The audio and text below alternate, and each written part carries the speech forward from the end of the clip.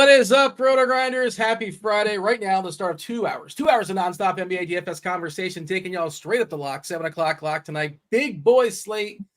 Could have been bigger. Could have been bigger.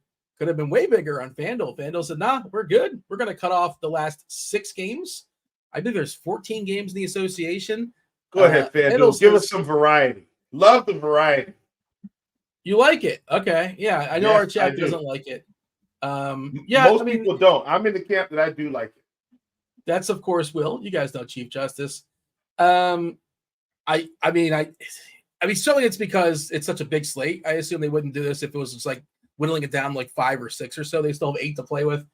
They're locking it at 8. That's their cutoff, and I'm sure. I assume they're gonna rake you again if you want to play later on. You can play the later games on FanDuel, I would imagine, but probably smaller slates also, I would imagine. But DK, of course, dropping the last 3 games. So DK is cutting it off at 9 o'clock on the East Coast.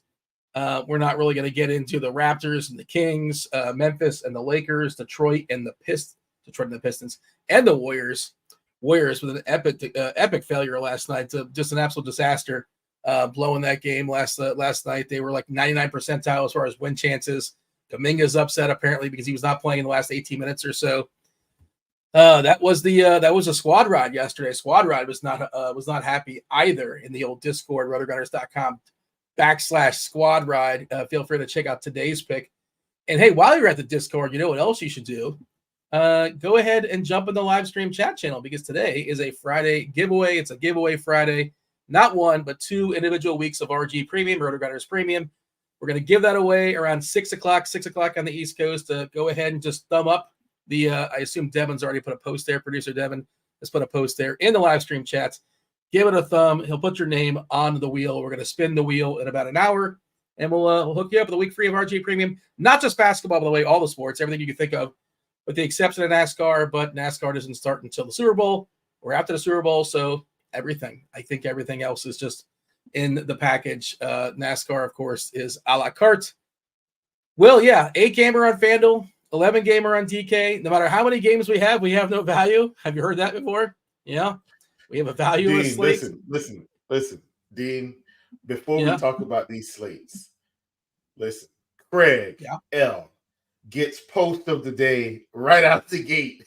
Says DK cutting off the late game is saving my marriage.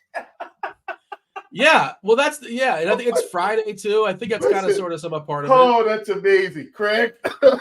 Craig gets post of the day right at the gate. I mean, Devin, Craig should get a free week just because. I'm kidding. We've got an honor system here. We've got to spin the wheel. Craig, listen, that's amazing. Love Craig. Craig, post of the day for sure. How is that? You're a newlywed. I like your wife.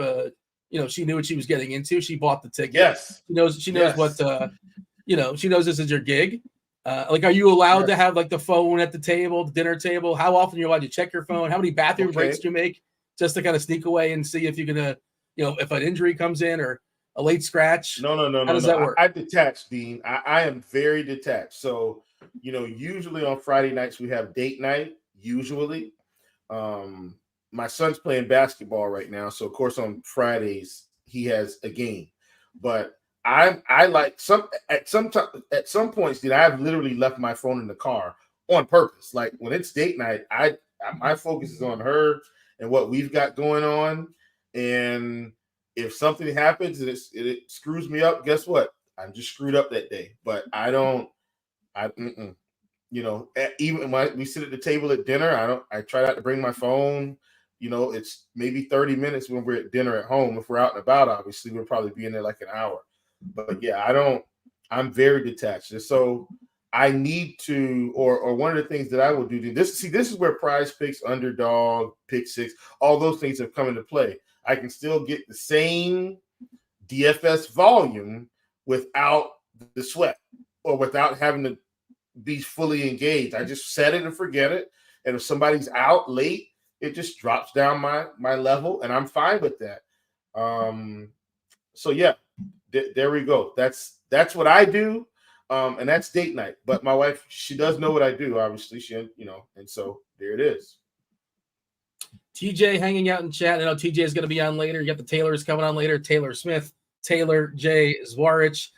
He says his wife asked which players they're cheering for, and they watch together. They make a night out of it, I suppose. So there you go. I guess that's another route you can take. 8-gamer tonight on FanDuel, 11-gamer on DK. I think it's the biggest total we've seen. I feel like we've said it several times. Atlanta, Indiana, 262 is the total in that game. Might be the biggest total I can recall ever seeing. I mean, I don't know how far back these numbers go. I did see somebody write that in the expert survey today too. So on the fringe, and Atlanta always seems to be involved. If not Atlanta, Indiana, and now both of them. Just a massive, massive total there. We did get Al Horford ruled out for rest. No surprise there. It's the front half of a back-to-back. I think they have an easy game. Yeah, they have an easy game tonight versus Utah. And I think they play like an actual real basketball game, a real basketball team tomorrow. And he's not going to play both, so you might as well roll him out for the game that you're already going to win because you're 15-point favorites against the horrific Jazz. Other stuff that we are monitoring as far as who's in and who's out. It's not a lot, man. It feels like it should be more, and there's just not a lot out there. Kevin Durant, I think, is almost definitely not going to play. He's officially questionable. I would be shocked if he plays. There's no reason to push him. That, of course, only on the DK slate. What else? Oh, we got Vukovic and Levine expected to come back for Chicago. Mm-hmm. So that's a bummer. I was curious to see how many rebounds Andre Drummond would get against Charlotte if he had like 35 minutes against them, but that's not going to happen, unfortunately. Probably 20 against your Hornets. What would the number have been? It would have been there. They could not have been. It might actually still be 20, Dean. See, here's the interesting thing. If Vooch gets the Andre Drummond treatment and Drummond gets the Vooch treatment, that means Drummond plays about 28 to 30 minutes and Vooch is going to play 10 to 15. Drummond can still get 20 rebounds against this team in 28 minutes. That's not an exaggeration. These are facts. Our projection team chopped it for what it's worth. They gave 24 and 24. Probably a little bit of a hedge there, but yeah, that's probably about where I would have went too. It's just hard to call what they're going to do. Levine, we're giving 27 minutes to. I think the report was like 25 to 30. So 27 makes a lot of sense. A lot of rumors out there as far as him getting potentially traded. Rumors of him going to the Lakers. We're not there just yet as far as trade season. I don't think he's going to LA for what it's worth. Because they have nothing to give up for him, or they just salary stuff, or I don't think I think if they get Levine and they've got to give up too much of their bench. Like, you can say what you want, their bench is good, their bench is not good, but right now they've got enough professional bodies to help them. I don't see Levine going to LA this time. I don't see it. Did you see Bill Simmons had like a mock trade having LeBron come to Miami for like Duncan Robinson? And like, what? Okay, we'll do that. And then Miami gets Gabe Vincent back as well, who I don't think he's played a game yet for the Lakers. He's been hurt. Yeah, I don't. But I mean, that's not going to happen. But yeah, that was trending on Twitter. I'm like, what is this? Like, LeBron's not coming to Miami for nothing. I know he's 39, but still. I don't. Levine could go to Miami though. I think he could sneak to Miami in some interesting trade. I think he could sneak to. Hear me out here, Dean. A team like the Grizzlies. So like, I'm not saying but I'm saying some of those teams that are sort of outside looking in, but could absolutely get in if they were to pick him up or have some better offensive play. I don't think he's going to the Grizzlies per se. I'm just saying a team like that, like the Orlando Magic, who have a bunch of young guys that they could ship out, and he could absolutely. You get what I'm saying, right? Like, teams have to have flexibility to get it done because they are going to take on his contract. Yeah, I'm not as savvy with like the contracts and the situation, and some teams are more willing to take on salary than others, right? To go over the cap. Larger market teams can do that. Larger market teams can do that because they go into the luxury tax and they can afford to pay it. Where a team like Charlotte, like, we don't need to go into any type of luxury tax situation. You get what I'm saying? Like, the Lakers can do it, the Knicks can do it, the Nets can do it. The Spurs, I think Miami's done it before. Yeah, Miami could definitely do it. Like, those type teams, like they can pull it off. By the way, did you see we finally shamed your Charlotte Hornets? Like, I don't know if like the Charlotte Hornets PR, enough people have shamed them. Mark Williams officially out.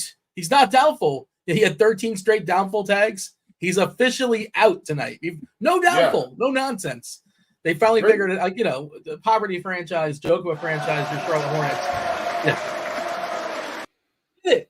We did it. Like I have my little victories. That's a campaign I've been pushing for a while. Okay, let me say this. As we're leading MLB, and I'm sorry, Dean, I know I cut you off briefly. I'm super sorry about that. My boy, Mr. Gerg, he says, Chief, it's a sad day. Your boy Brantley is retiring. My boy Michael Brantley, one of my favorite baseball players of all time, is retiring. Shout out to Brantley, and I will be. I'm gonna have to discuss this one with my wife. I am gonna try to find a Michael Brantley autographed jersey already framed, and that will be something that I hang on the wall here. So that's something I want to pick up. How the Astros going to replace all those singles? The Astros will be fine. But listen, Brantley's just my favorite player. Listen, I love baseball. Yeah. Brantley's my favorite guy. So I may get two if I can. I may get a Guardians jersey and a Astros jersey. And I know if I can get both, I'm gonna try to get my hands on both. And I might need to reach out to my boy in the prop shop. My boy Sir Jimmer might have to hook up on that. I need to reach out to him. But yeah, that's something I'm gonna do. Speaking of, we'll talk basketball in a second, but Robbie Ray getting traded to San Francisco. It's like, oh, that's interesting. We're gonna have a lot of like fly balls. Is it gonna die in the warning track, or is it just gonna barely? It's a tough ballpark to hit homers out of. Yeah. I see a lot of Robbie Ray in my future. I don't feel great about it, but he's in San Fran, like home games against like the Rockies. Like, come on, we're gonna be loading up on Robbie Ray. It's gonna be a good time for sure. All right. Anything big picture as far as the slate you wanted to mention? Again, like Luka's questionable, which is kind of a big one. You're hoping he doesn't play. I'm hoping he plays. I have some overs on Kyrie Irving maybe we get the best of both worlds, Dean. Maybe we get the Luka comes in, plays, is in a little bit too much pain. They're in control of the game. Kyrie runs it up. Luka hits all his unders. Let's go with that. TJ says Robbie Ray won't be playable all year, or at least most of it. Is he hurt? Is Ray still hurt? Is that that could be a thing. I haven't. Yeah, remember he got shut down last year, but it was Tommy John, I think, right? Yeah, so maybe I totally forgot about that. Yeah, good call, TJ. But the back half of the season, I don't know how many years he's got left in that contract, but all right, now we're getting distracted. Baseball season about 80 days away. Cannot wait for baseball. It's basketball tonight. Let me ask you this. This is basketball related.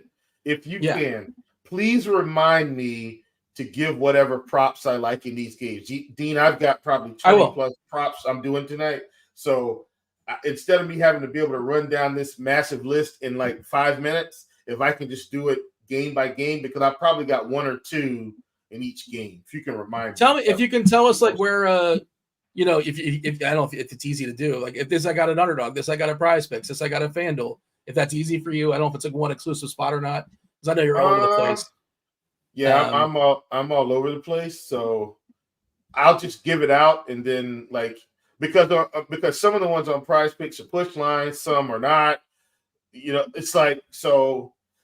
You just if I hand them out, I think people know how to find them, and I'm not trying to be difficult either. But I think they can find. And on most sports books, if I give it out, like it'll be there in some capacity, then they can hunt for the best line. That's where Scores and Odds comes in, Dean. You pull it right up, look at where the best line is, and if you've got access to those, you take it. You mentioned Scores and Odds. We should also mention the Props and Pick'em package. Check out the brand new Props and Pick'em package. The experts here at RG, the projections team, we take the premium stats, comb through them, the market. You got to look for the inefficiencies. Using the model, you can easily see which lines are off, where to find them, how to easily project the likability of a prop to hit based on what the tool is saying, based on the projections. Helpful for Prize Picks, for Underdog, for just straight props as well. Check out the link in the description. I know our experts currently 38 units up this NBA season. I did write up a pick last night, but I think it kind of sort of expired, and you don't want that to happen. But like I saw a good line in the middle of the night, and I don't know when it changed, but at some point today it changed. We'll talk about it. I had over in Jalen Brunson assists because his role, at least in the first 2 games with the trade, has changed. Randall as well. Both those guys are just, their roles are amazing. When we get to them, we'll talk about it. But so I don't want to go on my whole rant about salaries and all, but you want to, I don't know if you've looked at this, I kind of sort by point per dollar in lineup HQ. I'm always like, well, I'm curious who like the best point per dollar play is. And math says it's probably going to be a 4K guy, a 5K guy, maybe a 3K guy, 2K. Well, there's no 2K guys. That's a video game series. But the best point per dollar play on this slate, DK, is 10.2K Tyrese Halliburton. The second best play is Donovan Mitchell. This is point per dollar. Then Luka Doncic, then Joel Embiid, then Jared Allen, then Trae Young, then Şengün, then Jaylen Brown, then Ben Caro. Everybody's over 8K. Okay. Got that out of my system. I could have kept going. Kyrie's right there. Who is the actual best, under 5K point per dollar play? 6'1" Scoot Henderson is on the board. 6'9" Jalen Johnson. 7'1" Jeremy Grant. There's just nothing. It's a wasteland as far as 5K and under. But we do, wait for it, live the role of the salary caps. We got to kind of figure stuff out and make things work. The very first game, one of the reasons why Halliburton is the best point per dollar play in the slate. He is phenomenal. He's taking on the Hawks. The Hawks and the Pacers play at a phenomenal pace. For that, we're getting a 262 total, a massive total. It's high and it's tight, right? Indiana just a 3-point favorite here. For the Hawks, the only person out for Atlanta is DeAndre Hunter. Nembhard and Brown are both currently questionable for Indiana. Man, this is a game that it's after our DFS hearts for sure. But the 2 most appealing pieces are Halliburton and Trae Young. And good luck building a lineup with those 2 and figuring out the rest. But, I love them, sure. Like Halliburton more than Young. Not going to argue if you want Trae. But, what are we doing here as far as Atlanta, Indiana?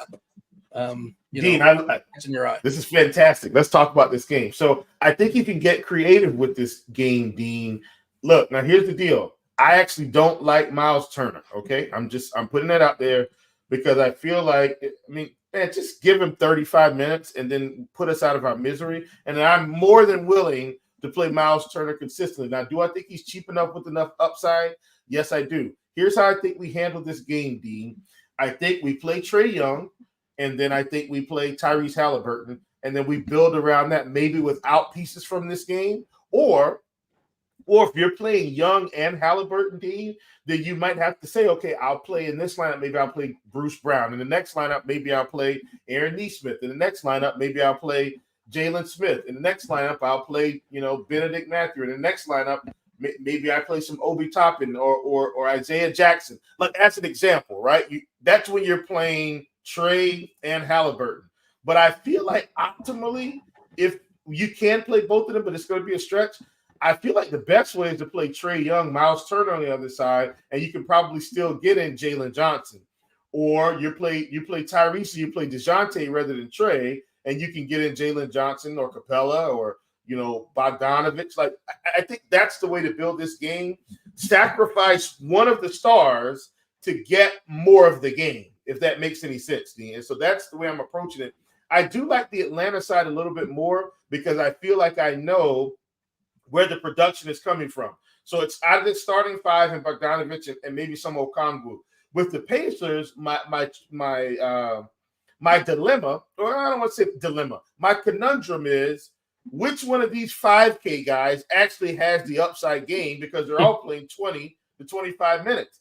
I don't know who's going to have the upside game, but what I can tell you is one of Bruce Brown or Nesmith or Smith, Jalen Smith, or Benedict Mathurin, or maybe even Buddy Hield. Maybe for some reason, Dean, Buddy Hield could randomly get 28 minutes today. It's not out of the realm of possibility. I don't think that's the case, but it could happen.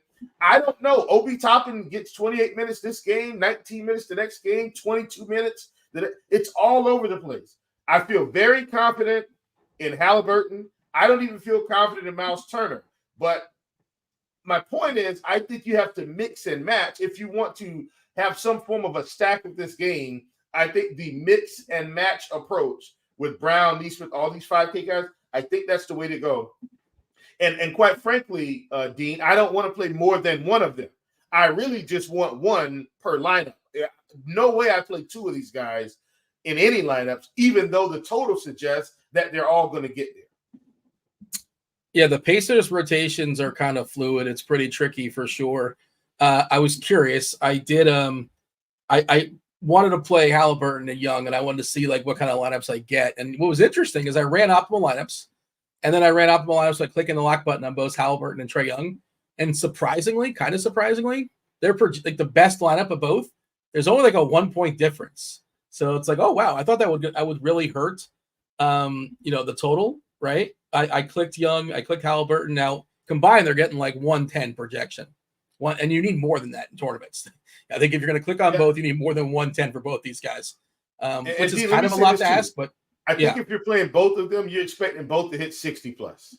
That's my thoughts. Like, I think that's what you're expecting, which is, I think, a possibility. If they both got to 58, Dean, like that doesn't hurt you, and you can still take down a tournament. But I think you're saying, hey, if I'm playing both of these guys, I'm looking for 60 to 65 from both, and then everybody else can kind of catch up. I just want to share with you 4 names that are in the first Trae Young, Tyrese Halliburton lineup. You ready? Sure. Alexander Walker has got a 12-point projection, and he made this lineup. I'm not saying to play him, to be very clear. I'm just telling you this is what comes with it. This is how the optimizer is telling you how to make this stuff work. Jaden Springer for Philadelphia has a 12-point projection. Those guys are both like 3K. Isaiah Jackson at 4K, and I'm okay with that. I actually think that's playable because we've seen him have ceiling games. There are paths. He's a really good fantasy point minute player. The Turner, can get in foul trouble. He just gets hot sometimes. Tristan Thompson, who got their last game, and we'll talk about it, I guess, against this same Washington team because Washington is horrific. And somebody big had blowout in that game. What it's worth, they gave big blowout in that game. They gave Tristan the mop, and he's got a 15-point projection. So it's just so gross, the names that come with it. Now, you don't have to play those guys because they actually, it's interesting. And again, to the point that I started with at the top, the best plays, the best point per dollar plays are the most expensive plays. I'm not going to get the entire lineup, but Banchero is also in this lineup. So you're getting 3 stars, basically. Banchero, close to a fringe star. Dean, do this for me. Do this for me. Yeah. Bump both of those projections to 62, just temporarily. If you bump them both to 62, does that change the value? Because see, that's how I like to approach it. So for me, when I'm building, typically why lock them? So they're going to be in no matter what. Yeah, I hit the lock button, so they're automatically in, no matter what their projection. No, I know, but I'm saying, do you have the standard projections in with Trae at 54 and Halliburton at 57? Is what I'm saying. I'm saying bump them both to 62, and let's see what happens. Like, and if you guys don't do this at home, like you won't be losing the projection. You can just hover over it, and then it shows, and you can change it back. But just to give me an idea, like what is it giving you if we officially just bump them both and say, all right, they're hitting some form of a ceiling? Is it giving you the same 3K guys, or does it start giving you guys like Okoro and some of these other? You're going to need one 3K guy. Don't get me wrong, but I'm saying, does it get rid of Banchero? You want me to unlock the lock buttons or keep them locked and just change their projection? Yeah, keep them locked and change the projections. Well, I'll just get a different total for the projection, I think, and get the same. What I'm saying, D, you may get different players in there. That's what I'm trying to figure out. Do you then avoid some of the 3K guys because you've got the projection bumps? You see what I'm saying? By the way, Nembhard is out. I'm guessing we're getting something on Brown as well. So how much McConnell, is he like 6K now? How much is TJ McConnell? He's probably something outrageous. He's 4,200. Listen, Ruthless Villain, he's saying pretty sure we'll give you the same 3K guys. I doubt it. You guys gotta understand. I'm confused what you're I'm doing what you're telling me to do. I'm doing it right now. Did you run the lineups? I'm doing it right now, and I think we're just gonna get the same exact players, except we're gonna get a higher team total projection. Maybe that's all. Okay, so did we get the same 3K guys in the lineup, Dean? You know what? Give me 1 second. Yes. Essentially, Okay, Jaden Springer's in there. Now we got where's Daniel Springer? Tice. What's that? Where is Jaden Springer? I don't see him. He's a shooting guard, and he's projected for 12 points at 3.1K. No, but what I'm saying is those are exposures. I'm talking about the actual. I'm talking about the actual lineups. Yeah, you're going to get them in there, but I think you're going to get some creative ones. You see what I'm saying? Okay. Yeah, I see. Okay, that's the very first one. He's also in the second one. He's also in the third one. And the fourth one, it's not Jaden Springer, but we're getting Quentin Grimes, which essentially I must be looking at Devin's screen as an example. Devin, is that see, Devin's screen is giving me something totally different than what we're doing have. something. Yeah, Devin does not have access to my screen. I'm back here messing around. and that's what I'm saying. When I look at what Devin has, now that he's pressed the button, I've got Trey locked in, I've got Tyrese locked in, and then listen to this lineup. I'm getting Donovan Mitchell, Josh Hart, Dean Wade, Isaiah Jackson, Josh Green, and Tristan Thompson. So, yeah, I'm going to get some of those yucky names, but you've got like 4. This one is giving me more like 2 yucky names. You see what I'm saying? Hold on. I heard Dean Wade, and I heard I heard more than 2. I heard more than 2 yucky names. So Josh Hart isn't completely yucky because he gets real minutes. Dean Wade is somewhat yucky, but he's 4K and he's facing Washington. There's a path. Tristan Jackson is in the same Atlanta game. There's a path. Josh Green is at 4,200, and while I don't like Josh Green, he's going to get minutes against a Portland team that's terrible, and then you're getting Tristan Thompson. So what I'm saying is Springer to me is yucky. Like, what, 12? You get what I'm saying, D? So in this lineup, we're getting more 4K guys that have a much better path than someone like Jaden Springer. That's what I'm saying. You follow me now? I just see the chat throwing out some names like Nikola Jovic, which is something that's totally uncomfortable for Miami. He might even draw the start for Miami, but he pulls that Moses Brown disappearing act really, really quickly. He's not somebody you can trust. But he's a better play than Jaden Springer. Probably, but like, yeah. You see, if he gets 30 minutes, 28 minutes, there's a much easier path for him to give us production than playing Jaden Springer. Now, once again, folks, the crux of this is playing Trey and Halliburton, which is why I was saying before, Dean, if we're playing Halliburton, and this is to my point, if we're playing Halliburton, it may make more sense to forsake Trey and play DeJounte Murray and Jalen Johnson than just playing I'm Trey good with that. because I can get exposure to the game, right? And not sacrifice so much of the upside. Now, just so you guys know, and maybe guys don't know this, I've talked through before, I bump every projection that I play, Dean, because I'm always hunting for ceiling. So that's typically how I'm going to end up with really unique lineups. And I get rid of a lot of players. I don't run with a super big player pool. So hopefully this helps some folks. I don't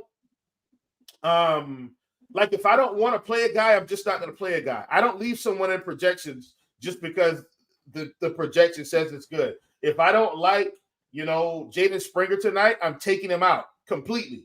And I'm going to build with the players that I want to build with. I'm going to adjust the projections. So for me, on a slate like tonight, I'm talking you through what I do. This is exactly what I do, okay? I bump Trey to 60 and I bump Tyrese Halliburton to 60 off the rip. And that way I know I get an idea of where I'm at for ceiling type lineups. I bump Jalen Johnson to 40. I'll bump Capella to like 38. Like, this is how I build every day.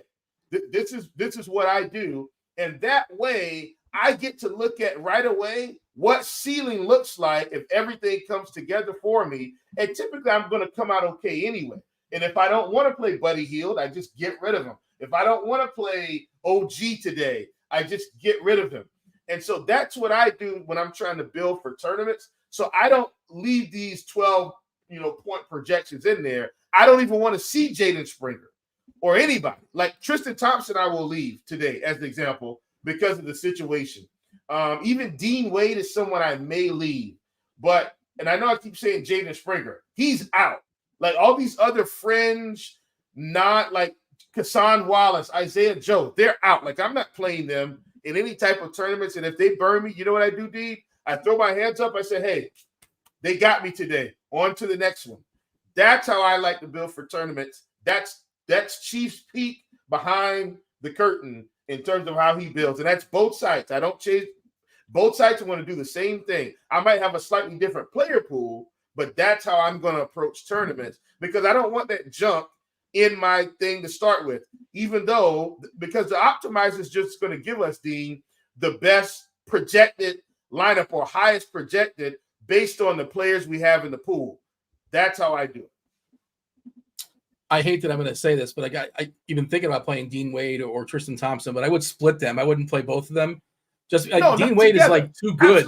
So Dean Wade's too good. If this game gets ugly, he's not going to mop, right? He's going to start, so he wouldn't mop this game. Yeah, and like the Springer thing, I would only play Springer. Yeah, that's the other thing. I'm sorry, DC. We're talking a little bit of strategy here. My bad, Devin. I'm going to get better today. I promise. I'm coming out hot right now. The other thing, Dean, is, and I use this for certain teams, I'm not going to play any of these main guys together. So like on a slate like tonight, if I'm interested in Boston, I'm going to put all the big guns in a group, and I'm going to say, just give me one of the five. No way I'm playing two of those guys together. Same thing here for Cleveland. If I want to play Niang, and if I want to play Merrill or Tristan Thompson or Dean Wade, I'll put all four of them in a group, and I say, hey, 0-1. I only want one of them max in any lineup. And you start using these things to your advantage. And folks, I'm telling you from experience, your tournament winnings will take off. Now, not every day, but the more acquainted you get with Lineup HQ and you understand the inner workings and learn how to use it properly, your winnings should take off. Make some tweaks, get some ideology in terms of how you want to approach the slate and roll with it. And you're going to have tremendous success. Dean, all right, I'm done, hopefully, with that talk. Out of this game in terms of props, I got Trae Young at 3.5 rebounds. I want less than that. And got DeJounte Murray at 5.5 assists. I want less than that projection. I think those are my two from this. Oh, I got Miles Turner at 7.5 rebounds. Want less than that projection. Those are my props from this particular game. Dean, hopefully, we'll get back on track. But I thought that was important to talk through today. I think that was very important. Back to you. Yeah, I just want to mention we did get the Lineup HQ updated as far as the Pacers with the news coming out that what was the update? Somebody was ruled out. Not Brown, but Nembhard. Nembhard was ruled out. So now McConnell is actually hitting some stuff. He's hitting some projections. We're giving him, I think, around 20 minutes or so. 16. We're giving him 16 minutes and a 20-point projection because he's a pretty good fantasy point minute player. And obviously this environment is spectacular versus Atlanta. And it would get even better if Brown is ruled out because currently we're giving Bruce Brown 28 minutes to go around if he gets the accident. It feels like there's a decent chance he doesn't play. But if he's out, these 5K guys are going to pick up tons of steam now because you're getting McConnell's going to be the guy that will be hitting pretty hard, and probably Mathurin as well. And Mathurin looks kind of fine as is. Naismith, I hate figuring out these guys. But that's what I'm saying, Dean. You get rid of, because Bruce Brown's playing 25 to 28 minutes and Nembhard's playing 20 to 22 minutes. You get rid of 40, 50 minutes.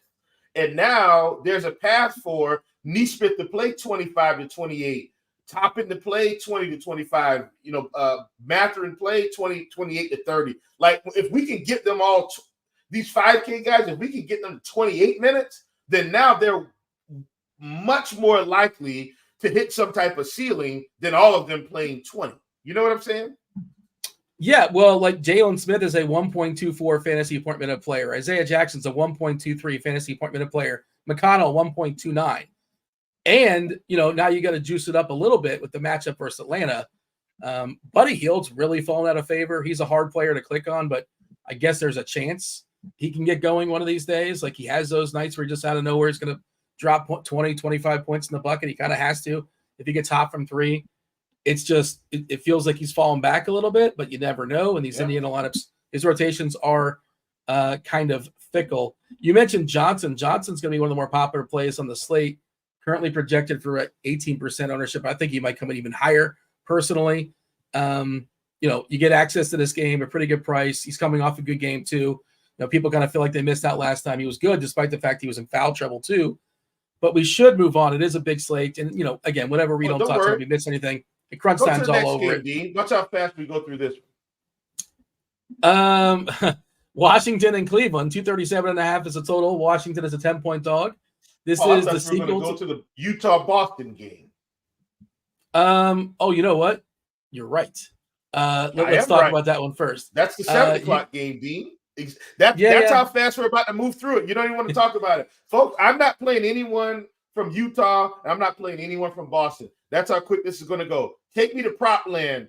What did you say, Will? Take me to prop land. We got Chris Dunn at 4.5 assists. I want less than that projection. We've got Jason Tatum at 8.5 rebounds. I want less than that projection. Those are my props from that game. Dean, I think we just caught up and got back on track. Yeah, Utah fully healthy. I will say that they've been their starting lineup has been the same, I think, for 3 games in a row, which might be a record this year.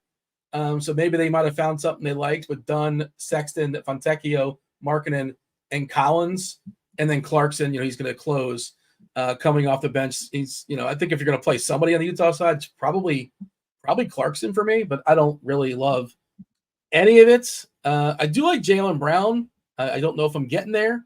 Certainly this game could blow out. Certainly Tatum's always playable. I don't think he's going to have played much at all. Kessler's got a pretty good price for Utah. Again, those minutes are pretty fickle there, but Collins has kind of fallen out of favor despite starting. But yeah, none of there's no priorities. I'll say that. Now that's what you're saying as well too. And, if you want to play Kessler, so be it, but understand that Utah is just kind of erratic. They're massive dogs here, 15-point dogs, probably going to lose a big, but you never know. I don't know why I was talking about Washington, Cleveland. Well, we can talk about that one too. That's a 7:30 game. There's kind of a chunk of 7:30 games. Washington, Cleveland, 237.5 is a total. Washington, 10-point dog here. The running back. This is the sequel. The original was gross. Cleveland gave him an absolute shellacking, despite the fact they're without Evan Mobley, no Garland. Washington is fully healthy with the exception of Landry Shamet. Is there anybody you want to play on Washington? No. None of it feels comfortable to me. Yeah. Yes, no, Dean. I'm not playing anyone from Washington today. I was just trying to think DeLon Wright is like one of those 15-point projected players. if you want to hold your nose. Yeah, but I don't like any of that. I'm trying to avoid it. I shouldn't. It's just the way lineup construction works. Let me just say they are getting cheaper, so I get it, but I'm not interested. Yeah, Kuzma 7.8. Jordan Poole 6K. Come on, we're not playing Jordan Poole. Let's talk about Cleveland. Jared Allen has been awesome. He was incredible this matchup. They're running the offense through him in some ways. I keep betting his over on assists. We smashed that yesterday. I still think the number wasn't high enough. I got it today as well. Got the alt lines.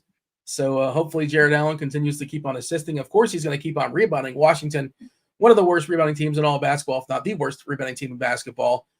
His total for rebounds was 14. That was his line. I don't know if you would take on that. You probably have a prop on it, but that's, an immense number. But understandable because, Mobley being out and the matchup here against Washington, combine those two. And 14 seems like a reasonable number. And then there's Mitchell, who crushed his team so hard that he only played, I think, 24 minutes against the Wizards. Can it stay close? Sure. Are we chasing the Sam Merrill nonsense that happened last game? I don't think I am. I don't want to. You talked about Tristan Thompson already, but, Cleveland dropped, I think, 140 on the Wizards last game. A lot of points. The Wizards, turns out, they're terrible at basketball. What do you got here? Not much, Dean, outside of I think Donovan Mitchell is an elite tournament play yet again. Put up 40 fantasy points in 24 minutes the last game. Obviously his outing was cut short because they were in such control. And I'm not expecting a 40-point blowout like the last one, but I am expecting them to win. If for some reason, Dean, the Wizards can keep this close enough into the fourth, by close, I mean if it's anywhere within 15 points and the starters come back out, then I think Donovan Mitchell could could absolutely have a monster game. So at 9,500 on DraftKings, he's definitely someone that I like. I don't hate Jared Allen. I do think the price is coming up. All matchups aren't created equal. Matchup with Washington obviously should yield to some really good results for him.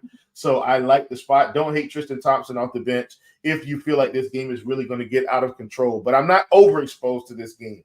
In terms of props, Donovan Mitchell – not Donovan Mitchell, Dean. That's the wrong thing. I meant Isaac Okoro. How did I get those two confused? No idea. You can throw that GIF up on the screen, Devin. I'm just kidding. But Isaac Okoro at 3.5 rebounds. I want less than 3.5 rebounds on Isaac Okoro in this game. Let's see. Ruthless Villain says Merrill was not nonsense last game. The show talked me off him. Like, look. My bad. I didn't project that Washington would be down 40 points and Sam Merrill would have the entire fourth quarter to himself. Didn't see that coming. He was actually projecting well. So RG projections, because I shouldn't say well, he was projecting the land in lineups because of the way, lineups have to be constructed these days optimally. But I thought it was bad chalk, and turns out it wasn't. Scoreboard. But I will not be chasing it. Squirrel liked it apparently. So shout out to Squirrel. He was on that according to chat, but I don't this think is why I'm going to Squirrel go back is one of the greatest. So folks, let me tell you something, man.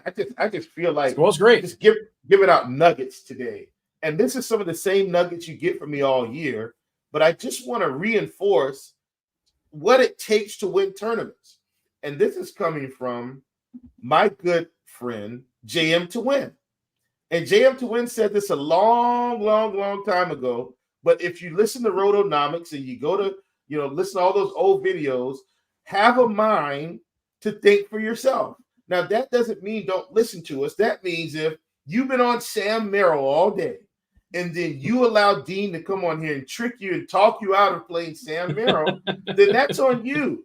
You have to have the mind to continue, because sometimes you're going to land on a play and it's not going to be appealing or appear to anyone else but you. And that's probably your tournament winner. Now, on the day that it fails, okay, it fails. But you get off the horse, you go use the bathroom, you get a snack, and then you get back on the horse, and you keep the process rolling. This is why Squirrel continues to be one of the greatest tournament players of our generation. He continues to roll his process, and he's not afraid. He's also not afraid to embrace the spicy. My homeboy TJ there says the spicy season. He's not afraid to embrace a play that's going to give you some heartburn, because when that play kicks in, then guess what, folks? That's how you get to the top of the leaderboards consistently. All right, I am done yet again. Dean, this might be a show of nuggets along with the content. Back on track. Here we go. I've already given out the props. Are we ready for the next game, Dean? By TJ in chat saying Chief knows I do that a lot, and it's funny because TJ was chiming in, and he'll come on later. He'll give his takes. You poo-pooed Boston. It looks like one of his favorite plays. He's mentioned him several times in chat is Peyton Pritchard season. Now listen, Peyton Pritchard's in play. If I'm not mistaken, it's because I think Sam Hauser and Horford are not going to play tonight. So I think that's why he's into Peyton Pritchard. I think Hauser's out. But I know for sure Horford is out. If that's the case, and it may not be the case, it may just be Hauser's in, unless I missed something. I think Hauser's available. I don't know. Okay, well, at any rate, I know Horford is out. But listen, I got no problem if TJ wants to play Peyton Pritchard. This is why we play DFS. I'm going to X out all Horford is out. I'm going to X out all these Boston guys, and he's going to keep Pritchard in. And if Pritchard happens to go for 30, 40 fantasy points, TJ will win all the money today, and I will come back tomorrow and attempt to win all the money. That's DFS. Knicks are taking on the Sixers. 232.5 is the total. Philly is a 6-point favorite. As far as who's in and who's out in this one, it's pretty clean, right? New York is good to go. Nothing new as far as Mitch Robbie's still out. Robert Covington was just ruled out. That doesn't matter. He barely was in the rotation. Melton is still out. Korkmaz is ill. He's questionable. That doesn't matter either. DSJ is back today, or he's available today. Lottie Walker is back for Brooklyn. Brooklyn, essentially a cross-off for me. We'll talk about them in a second. Dean, we are talking about the New York Knicks, by the way. I know. I just saw the news came across, but like I just kind of a tease. Like, yeah, we'll get there. Yeah. So Embiid's awesome. Duh. New York is like two dudes right now. Like Brunson. So Brunson has had back-to-back games where he's had 12 assists and 13 assists on the season. He's averaging like 11.5 potential assists per game. His last two games, small samples. This is since the trade, since they got rid of Barrett, since they got rid of Quickly. He's averaging, wait for it, again, small sample alerts, 21 potential assists. 21. That is Tyrese Halliburton territory. Nobody else is even. It's those two guys, and this is 2 games. I understand. It's amazing what happens when you get a guy that can hit the corner 3 consistently. Your potential assists go up. Wow. I'm kind of kidding, but RJ was so inconsistent from out deep, Dean. He really was. And Randall's seen a spike in his usage too. Like these two guys have been outrageous. Last game, if you watch this show, and I'm accountable for the things I get wrong, but I told you on last show, I said, here's what I did last show. I bet the over on Randall. I bet the over on Brunson, and I bet both are alt overs. And I said I also bet New York just in case the game happens to blow out. Like I'm going to win some of that stuff. Well, I won all that stuff. I won everything because they both had over 30 points. I don't love the matchup here against Philly necessarily. It's not even a great assist matchup if you want to do that as well. But I don't know if Vegas is fully adjusted to the new rules that Randall and Brunson, they have so much. They are the entire team. They're the entire offense, right? This is like 1-2. You have low usage guys in Hartenstein, low usage guy in OG Anunoby and DiVincenzo. They're taking all the shots. They're handling all the balls. But like touches, Brunson is like number one in the league as far as touches, as far as receiving passes, as far as giving out passes. And this is 2-game sample stuff, but I'm telling you, I think this is the way it's going to go going forward. And you have Tibbs as your coach, so these guys are going to play 38 minutes or so. Look, they're not going to get played either, which is the other thing, because they're kind of pricey, and salary's tough. I just making the case for Brunson and for Randall, and more than anything, like the prop street stuff. And maybe not today, but apply this stuff for tomorrow. And if they have a down game, maybe Vegas won't be on it. But if you look at the usage, Randall had a 40% usage game in one of the last 2 games. He was insane. Yeah, 33% against Chicago, 41.29 versus Minnesota. An insane number. That's an outrageous number. So just they should be on your radar. Just understand this going forward. And again, we'll see how these numbers change. It should probably settle as far as those potential sits. 21 seems like too many, but it's going to be more than 11 and a half, whatever he's having. All that said, New York, Philadelphia, what do you got? Love Brunson, love Randall, love Embiid. I don't feel like I have to play anyone else from this game. J3 says, that was a low blow, Chief. RJ Barrett is a fine Canadian. That he is. I'm actually very excited, and I did write this up. I was actually very excited that RJ was able to go to the Raptors and kind of go home and play. I think it's really a cool story, and I think he's going to thrive with the Raptors along with Quickly. Those are the only guys I played in this game. In this particular game, Dean, we're talking about props. We're back to prop land. I've got Tobias Harris at 18.5 points. If you can still get it, I want less than that projection. I've got Tyrese Maxey at 6.5 assists. I want less than that projection. Yeah, and as far as big spends in the slate, is Embiid not one of them? It's just if you had one big spend, I don't mind it. Once again, Dean, I will repeat: Brunson, Randall, Embiid. I don't have to play anyone else from this game. Yeah, well, I mean, you could get a little frosty with Nicholas Batum if you think he gets 25, 30 minutes, but I don't care about that. Brunson, if you're doing the Jaden Springer thing, I would just I wouldn't play him with anything else in this game. Basically, you're kind of hoping maybe eke out a couple extra minutes if the game gets ugly or something like that. Just sort of lineup construction way. And I'm not telling you to play Jaden Springer. I'm just telling you that he's hitting some stuff just the way the nature of the slate is set up. But I can't see myself playing him in his 12-point projection. I know, in theory, he's a scorer, but he's not going to be taking shots over Embiid. All right, let's move on beyond New York and Philadelphia. OKC, Brooklyn. There you go. I gave the tease as far as Brooklyn. 234 is the total. OKC is a 5-point favorite here. Brooklyn getting healthier, right? They are adding, the addition of Smith being available, now Walker being available. By the way, it's awfully quiet. Where are all those people that told me Cam Thomas is like the greatest shooter in basketball? And I was besmirching. Do you know how many shots he's missed in a row, Cam Thomas? 20. He's not that good, folks. There's a reason why this guy was with DMPCD for a while. He's obviously, a good shooter and good for him, but he's terrible defensively. And those that clamor for Cam Thomas, I'm talking to Kirkwood. Where's Kirkwood? Is he out there lurking? He was giving me the business on this one. I'm taking the belated victory lap. Dean, who do you consider to be a really good hitter in baseball, like legitimately? Ronald Acuna. Okay. If Acuna goes on a hitting streak of 0 for 20, are you going to call him a bad hitter because he can't hit the ball 20 times? Or are you going to say he's in a slump? I'm just inquiring minds want to know. Is he barreling the ball? Is he hitting it just in the wrong spot? But no, of course not. The short answer is no. Okay, so listen, Cam Thomas came out of the gate strong. Whenever he's been given an opportunity, he's done well. We've seen every basketball player, superstar in the NBA, have rough shooting nights. I've seen Trae Young shoot 28% from the field, Randall, all these guys. So this is 0% for the record, but yes. Listen, I've seen tons of players just have really bad nights. What I'm saying is I think we give Cam Thomas a break on this one.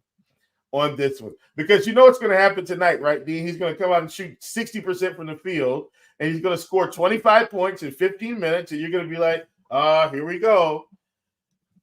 Hoosiers Hang Banners has a request. He says, ask Mr. Perfecto. I happen to have Mr. Perfecto right here.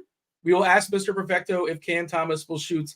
Here's Mr. Perfecto. Okay. Is Cam Thomas a great shooter, Mr. Perfecto?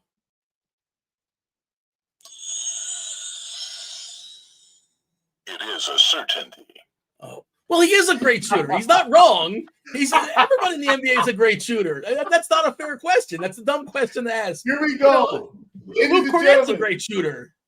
Mr. Perfecto has spoken. Mr. Perfecto has spoken.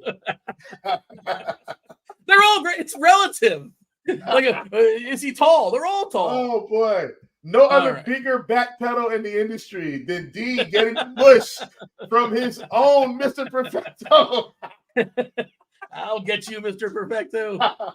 All right. So you tell me, Brooklyn here, taking on the Thunder.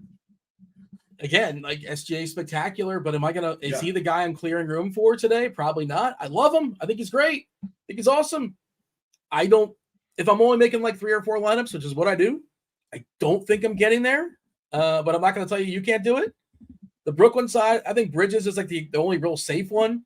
With DSJ being available, with Walker being available, Cam Thomas unplayable essentially. And by the way, he's 5'7". What does Cam Thomas have to do? How many shots in a row does he have to miss for his price to come down? Like, are you serious? At what point? Use the same energy you use to raise prices that you to reduce them. That's it. That's all I'm asking for. Is that asking too much? That is my platform. No, it is not, D. Not asking too much. He's 5'7". He's come all the way down, right, from 6'1" to 5'7". He's 0 for 7, 0 for 11 his last 2 games. But okay. 13 fantasy points and 4 fantasy points. And God forbid he goes down $500. Nope, that's too much. Too much for discount. What do you have here as far as OKC and Brooklyn? Yeah, don't hate SGA. I think SGA is playable in pretty much any game at this point.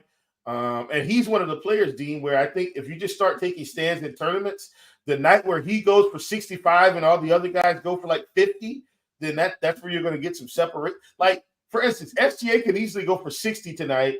And what if Trae and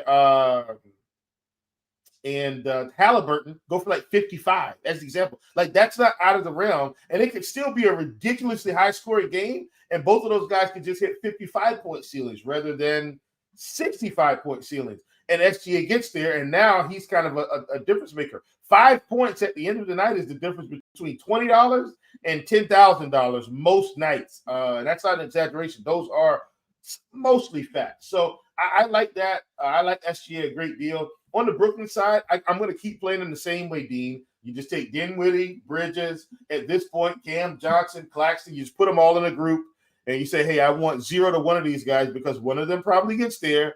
I don't know who, and I don't want to play the guessing game. In terms of props for this game, Dean, we got Jalen Williams at 4.5 rebounds. We want less than that projection. We've got Chet Holmgren. If you can still get him at 8.5 rebounds, I want less than that projection. Those are our props for this game.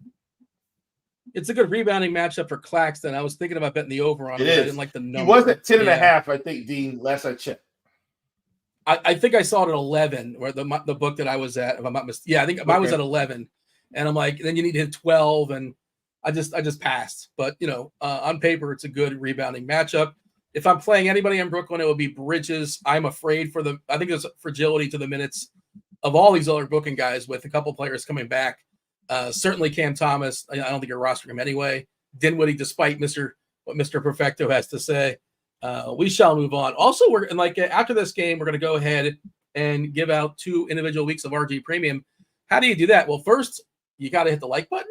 I guess you don't have to, but it's appreciated. Kindly hit that like button and subscribe and turn on those notifications. Do all those things. Hit all those buttons. Help us keep the lights on. Jump in the Discord, RotoGrinders.com/Discord. Go to the live stream chat channel. Producer Devin has a post. Just thumb up that post. He'll take your name, throw it up on the wheel. He's going to spin the wheel. And wherever it lands, if it lands on you, you get yourself 1 week free of RG Premium. We'll do that after this next game. The next game is the Hornets and the Bulls. 220 is the total. Man, what a sad total. And the Ball brothers, this game is sad all around. No Ball brothers in this game. Hornets versus the Bulls. 220 is the total. And you'd think the Bulls would be interesting because, matchup against your terrible Hornets. But Levine coming back, Vuk coming back, Caruso's available, Williams is available. Everybody's good to go with the exception of the Ball brothers. Thank God Mark Williams officially ruled out. Hayward's still out, but it's long story short, now DeRozan takes a hit with Levine coming back.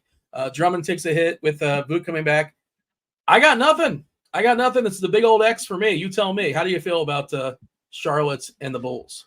Love Terry Rozier in this game for tournaments. Guy sitting here with a 30+% usage rate with all of those bodies out. While the Bulls may have people coming back, the Hornets continue to have bodies that are going to sit. Terry Rozier has been masterful. Dean, we've been talking about, and I want to give the site some credit here, Dean, where they failed at pricing. Terry Rozier should probably be in the mid 9K range in terms of his overall performances since these guys have gone down. They've continually kept him in the mid 8K range. Why? Because his name is Terry Rozier and he plays for the Charlotte Hornets. If he played on any other team that had any type of reasonable winning, Dean, he'd be mid 9K by now with the performances he's been putting up.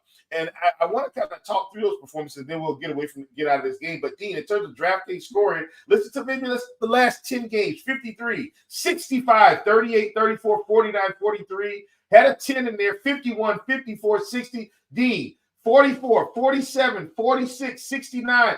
He should be over 9K by now, and he's not. Love. Don't give them any ideas. You're telling them to raise the price of the one player. It's actually got kind of a reasonable price tag. Yeah. I'm just saying, with what he's been doing, Dean, he's in play for tournaments every night at 8,400. I think this is a steal for him. Projections aren't going to agree right now. They've got him at about 41-ish, I think. But I still love Terry Rozier tonight. But, however, Dean, our prop for Terry Rozier tonight is 7.5 assists. I do want less than that projection. Terry Rozier could absolutely go out and score 30 points, get 5 or 6 assists, 4 or 5 rebounds, 2 or 3 steals, and get there. But, yeah, I do love Terry Rozier in tournaments, but I do want less than 7.5 assists in terms of props tonight. Let's bring in producer Devin. Devin, you ready to spin the wheel? We good to go? Yeah. Let's do a quick check here. Make sure we don't have any last minute. Nope. Looks like we're all set. All right. I'll go ahead and bring up the wheel here. Get to our first winner. Hot, by the way, I like it. I'm not complaining, but you're coming in pretty hot. Volume wise. Like audio wise. Yeah. Don't get too. All right. Well, let's go ahead and. Dean, smitten here. All right. Let's get to our first winner. Do we have a color guess for each of you? Green. Damn it, Dean. You want a green? You can have it. We can share. I want a green. All right. I'll join you on green. I'm going yellow. All right. Let's do this. Green, blue, exacta box.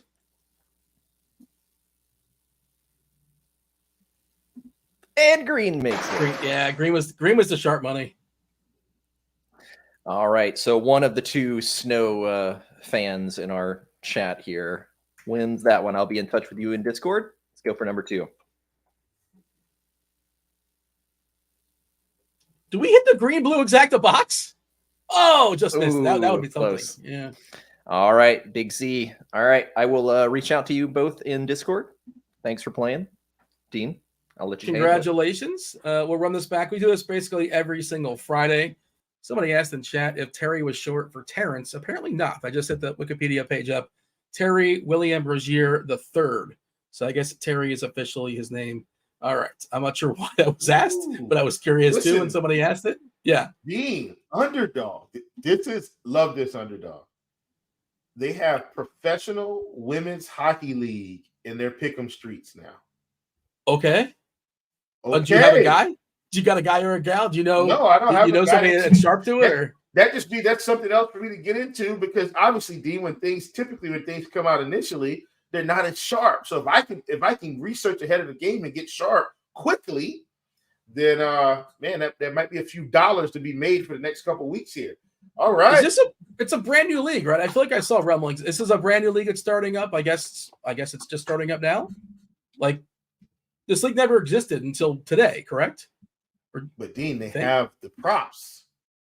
Yeah, but okay. Maybe I'm wrong. The point is we can get ahead of it. It's kind of like when Prize Picks brought out disc golf. If we had a guy that Stevie's a sharp guy with disc golf, I believe. He plays too. He is. He is. And so, hey, we were able to pull in a few duckies. All right, Dean, I'll hand it back over to you. I know we got to move. Couple games. Do they have that ridiculous? Do they have that ridiculous slap league? That Dana White slap league, whatever that's called. Is that in there? What's that called? You don't power slap. Power slap was on Prize Picks for a while. Yes, power slap. God. Like over under 3.5 slaps. Like is that how it worked? I have no idea. But all right, for certain things, yeah, actually. All right. Clippers, Pelicans, 230.5 is the total. This feels like a potential playoff matchup at some point down the line. Maybe a first round playoff matchup. I haven't looked at the seedings, but that sounds about right in my head. The Clippers, shout out to the Clippers, by the way. They were kind of a joke to start the season. They've been coming on pretty strong. They've been thriving with the addition of Harden. Took them a while to figure it out, but they look really, really good right now. 230.5 is a total. It is tight, right? Clippers just a 1 point favorite here. They are fully healthy as far as New Orleans. Trey Murphy, he's not played in the last several games. Last I saw, he's still questionable. Let's see if we have an update on the old Twitter. Durant unlikely to play. That's like the worst kept secret. Yeah, I don't know why they didn't rule him out. Like he's probably not going to play a couple of games. This hamstring, there's no reason to push him. Also, he's playing so many minutes this year too. That's a whole other conversation. But I don't know why they're running him into the ground there in Phoenix. Anyways, what do you have here as far as the Clippers and the Pels? Give me Harden, like Harden in this spot. Don't hate Kawhi either. Kind of mid 8K guys, especially if you're deciding, Dean, that you maybe want to get away from some of the 10K guys, and the 10K guys don't absolutely smash. Like the 10K guys in the mid 50s, Dean. If we get 8K guys that end at 50, right, then we've kind of got a leg up on the competition because we feel like we've spread out our salary with better players. So like Harden here, like Kawhi. Don't like Paul George as much. I feel like he's kind of been one of the guys that's been most inconsistent since Harden has entered the starting lineup. I think we would need Kawhi to sit for me to consider Paul George. So I like Kawhi, like Harden. Don't hate Norman Powell at 4,600 on DraftKings coming off the bench. That might be a guy that you can include. On the other side, don't hate Zion at 7,700. Where it seems like hopefully his upside is taking off. If Trey Murphy sits again, Alvarado at 41 is okay. CJ McCollum at 73, I don't hate it. In terms of props in this game, Dean, I've got Paul George at 5.5 rebounds. I want less than that projection. We've got Herb Jones at 3.5 rebounds. I want less than that projection. Trying to see if we have an if-then setup for Luka, an if-then setup for Durant. Durant and Gordon, Gary Trent. All right, don't have anything as far as New Orleans here, but we shall move on. You mentioned Powell. He's currently the most highly owned projected guy in this game. Not very high at all. 11% on DK. Everybody else in the single digits. It's just tough to prioritize on some of these kind of like if you're going to go stud, I want to go bigger stud. That's sort of where I'm at. But like you ran down some names, of course you can play these secondary studs in this game. We shall move on. I believe this is the last game in the FanDuel slate. The last game in the FanDuel slate is the T-Wolves. Minnesota at Houston. 217 is the total. Houston, they are 6-point favorites versus the T-Wolves. One player rolled out for Houston, which may matter at least a little bit on this slate. Tari Eason, he's got that leg. Because he has a leg, he cannot play basketball tonight. He's out. We know Dylan Brooks is still out for Houston. Minnesota is fully healthy. They're fully healthy. Not a great matchup here. Two of the better defensive teams in the league as well. 217 sort of speaks to it. It's kind of in a different stratosphere when you compare it to Atlanta and Indiana. Your thoughts? I think, again, I'm desperate for value. Amen Thompson is somebody I'm looking at 4-1. I think they want to get him a little bit more. And Eason being out opens up a little bit more for him. And I think he's going to shove down Aaron Holiday. They know what Aaron Holiday is. They want to see what Thompson is, let him shine a little bit. And I don't think we have a lot of minutes projected for him. But, again, trying to find something that can help me get there. What do you play? What do we have, 19 minutes? I'm just kind of guessing. We're giving him 21. Okay. 21 minutes, almost a 17-point projection. He might be hitting stuff. 5% ownership as of right now. And this stuff, of course, will get refreshed. Minnesota and Houston, most popular play as of right now is Jaden McDaniels of Minnesota. You can take that. And Jordan McLaughlin, get out of town. No interest in either one of those for me. There's your mush. I don't know if Mr. Perfecto is listening or not. You do have a good price on Cat at 7-2. As far as prices, that's actually one that's that's a price that's reasonable. Minnesota, Houston, take it away.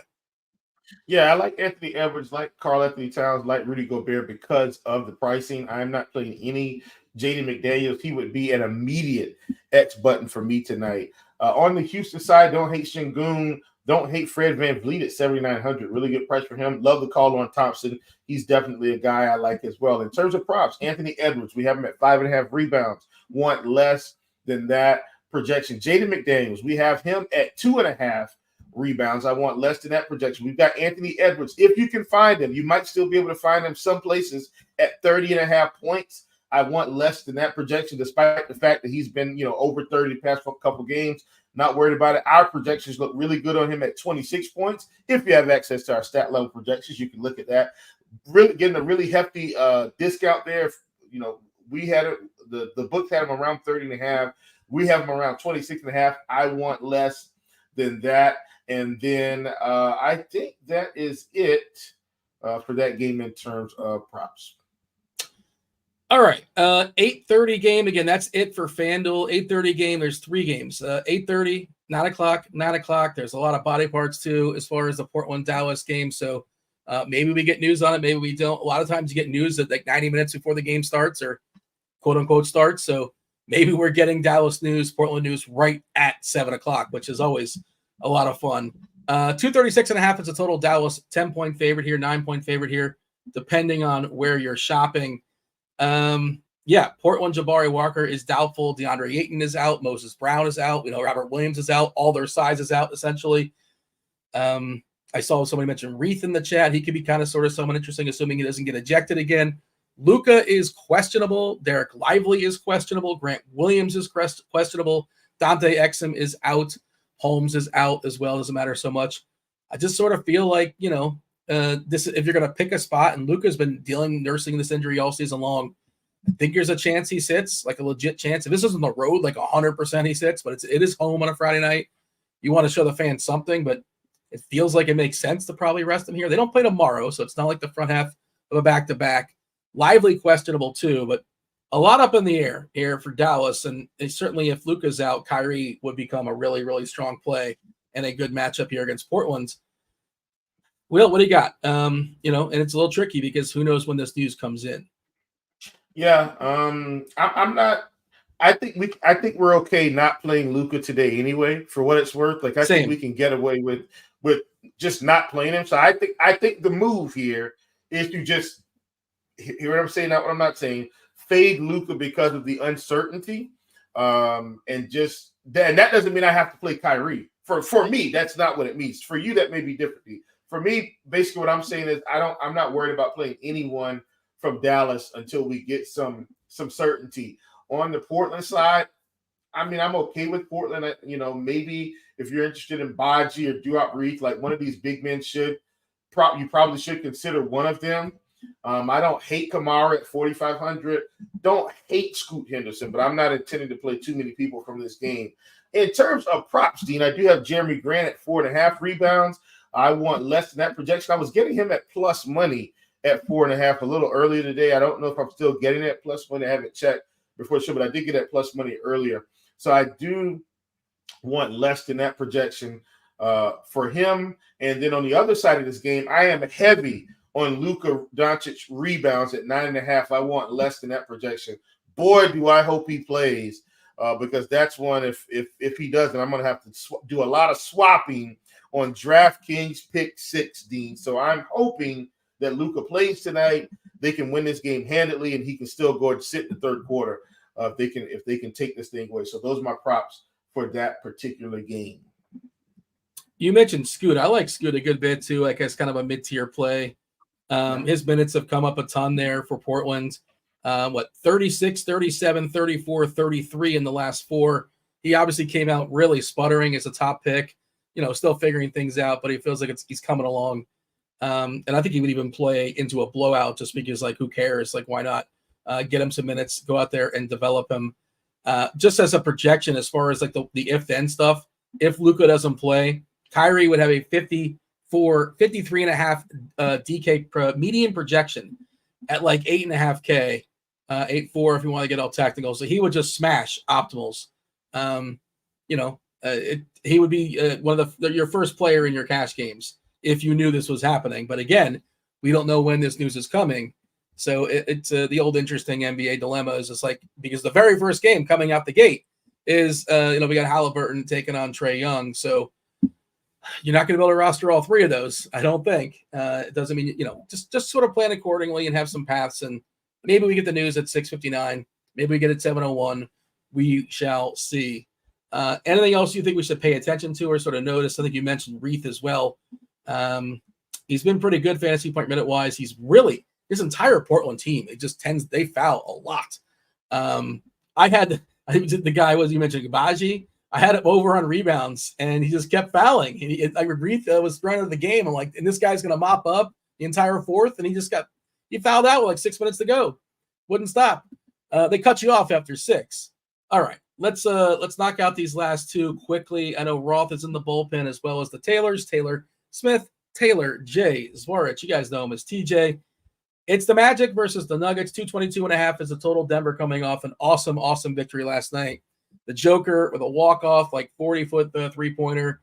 Dude, he's missed 5 shots in his last 4 games. You don't have time to get into how amazing that is. It's not like he's like shooting like 6 shots. As bad as Cam Thomas has been, that's how good Jokic has been. They are 10-point favorites versus Orlando. Orlando is really wounded. They have a lot of injuries. WCJ, Wendell Carter Jr. is questionable, highly questionable, I would say. Franz Wagner of the brothers Wagner, he's out. No Markels, no Fultz. Jingwon Joe is still out with an old ankle, and Gary Harris, he's got an old calf. Jonathan Isaac has a hamstring. This Orlando team, and it's a tough place to play as is in Denver, man. But like, I guess there might be some value for the Orlando side. You got to like kind of sort of wait it out. Not a good matchup versus Denver. Denver is fully healthy, except Strother's questionable. Not that big a deal. What do we got as far as Orlando and Denver? Is there some potential value pieces for Orlando if like everybody's going to be out? If WCJ is going to be out? Maybe. I mean, Goga might be okay. Chuma Okeke might actually be okay. I know the projection isn't great on him, but he played tons of minutes in that overtime game. I'm not so convinced that Chuma won't play 30 minutes here. That's kind of one of my stands of the day, Dean, and projections aren't going to agree, but I think Chuma Okeke might be in play here to really get big minutes at 4,500. What is he, like 9K on DK? How much is Chuma Okeke? 9K? He's 4,500. Great humor there. 4,500. Why is he not 3K? 4,500. Yeah. On the Nuggets side, I will say this, Dean. Going to Denver to play is one of the hardest back-to-backs in the league, and I know they're at home, but it's still a back-to-back for them. But if all these guys are out from Orlando, essentially Denver just has more talent than them today. And so they should win this game and hopefully handedly. In terms of props, if you can get Jalen Suggs at 3.5 rebounds, I would. If you can find it, I would take less than that projection. I'll also mention I do like Cole Anthony a little bit. He's a little bit more expensive than he should be. But if they could give him 30 minutes off the bench because they're shorthanded, this is a guy that can put up 40 fantasy points easily. So I do like him. In terms of Denver, in terms of props, we got Nikola Jokic. They have come down. They were giving us the assist prop at 9.5. It's come down to 8.5. I'm still going to be siding with the under there with when Jamal Murray is playing and has the ball in his hands a ton as well. So 8.5 assists for Nikola Jokic. I want less than that projection. If you can find Peyton Watson, I think last night we were able to get him at 8.5 or 9.5 points, rebounds, assists. I do actually like more than that projection for him, especially in a game where they could possibly be winning handedly down the stretch. If this game stays close, like Banchero projects really, really well, and he's going to be asked to do a ton. Bad matchup, and maybe he's not going to be super efficient, but really, he can be awesome in this game. And I'm not sure what to do with him personally. I'm a little bit conflicted. Quickly, I'll just throw this one to you. Miami and Phoenix. I guess he's not officially ruled out, but come on. Durant's not playing basketball tonight. That's not happening. Yep. Eric Gordon's questionable. Same deal with Little. Did the news just come in? No, that's what I'm saying. Yeah, here we go. Last game to talk about, and okay. Don't know about Kevin Durant. Yeah. Miami, my Heat, they're wounded as well. No Highsmith. Jimmy Butler came back for a little cup of tea, a cameo appearance. I guess cup of coffee when it comes to Butler. What is the name of his coffee company that he started up in the bubble? You remember? There it is. Big Face. Yeah, and Caleb Martin is doubtful. I saw somebody mention Jovic in chat. I don't feel good about that at all. Booker certainly gets a bump in the absence of Durant. But, what can you give us? I know crunch time's coming in a second, but if you can give me a minute, 30 seconds on the Heat versus the Suns. Don't worry. Love it. Be happy to. Don't hate Bam Adebayo. He's been playing well even with Jimmy playing. And so at 8,900, I do like Adebayo. I don't hate Jovic either. If he's going to get close to 30 minutes at 4,400, he should end up being a reasonable value play. In terms of Phoenix, do like Booker, especially on DraftKings at 9,200. Don't hate Bradley Beal. I know the peripheral stats have not been there, but the minute he scores 30 real points, I think he's going to be close to some ceiling. And then we've got Bo, who's probably going to play 20 to 25 minutes tonight now if Kevin Durant sits. That actually probably is good value, Dean, at 3,800. We've seen them not want to play Chimezie Metu, big minutes. I think he's capped at 25-ish, which means Bol should enter the rotation here. We can get 20 to 25 minutes of Bol at 3,800. I think we're all interested. In terms of props in this game, my main prop, I think I've only got one, which is Devin Booker at 4.5 rebounds. I want less than that projection. I think I was getting that one at plus money as well. Hopefully he can just keep the Windex out of his hands tonight and keep shooting, but no rebounding. And that's what I have in this game. I see what you did there. Yeah, the Bull thing, they did say before the game, a couple of games ago, that he's going to enter the rotation. He's played 19 and 20 minutes. If you tell me he's going to play 20 minutes this game, I think I would consider playing him, at least the way things currently stand. At 3,800, I think we're all interested. At 3,800, you got to be interested. For what it's worth, we're projecting him, I think, for currently 11. But, again, this is before Durant is ruled out, and he's going to get ruled out. Actually, we have an if-then. We have an if-then set up. What if Durant... TJ coming in looking like a pop singer today. Bye. A tight fade there, TJ. Woo. Let's see. Fresh from this morning, going to Toronto for some interviews next week, so I figured I should look good. What do you say? You walk in the barber shop and you say, "Give me what's the request?" How do you vocalize this look? 0 fade on the sides with enough on top to mess around. That's messing around. Yeah. All right. There you go. Nice. That's if only we can put Taylor's stash on your hair. If you can combine those two things. If we can somehow do that, that'd be amazing. We coordinated today just for Friday. Ran in the weekend. What's up, Taylor? Happy Friday. Just wait until Dean gets his white mustache for No Shave November. Bring it back. And that little mouse is just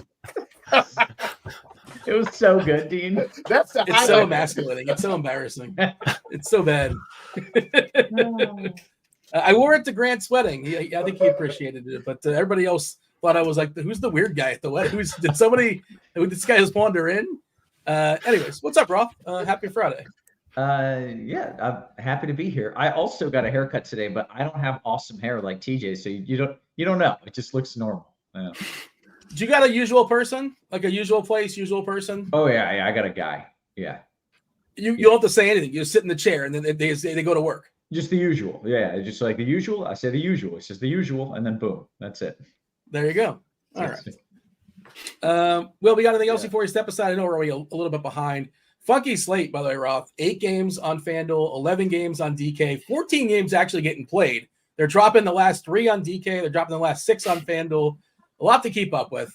Just kind of like making you aware, making the people aware if they're not yet aware. But Will, tell the people who's breaking the slate. Give me that one name who you're going to have to take down some tournaments tonight.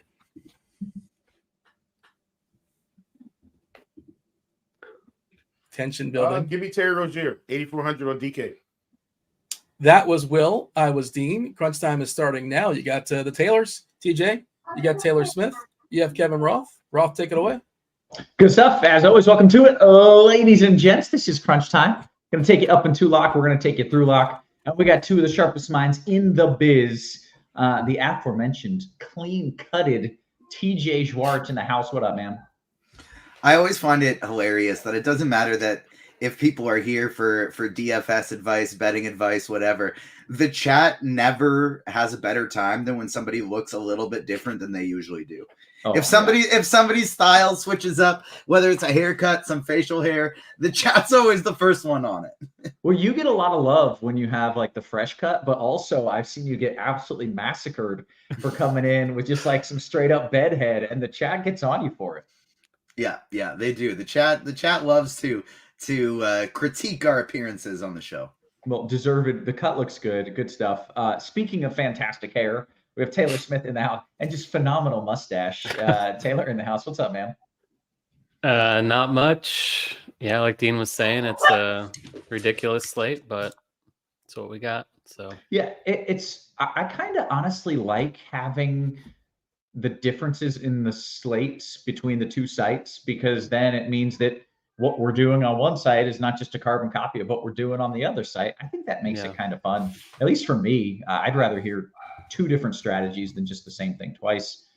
So I'm about that life. And it does mean that we really kind of have to dive into it a little bit quicker, because what we're going to do on FanDuel is likely not what we're going to do on DK.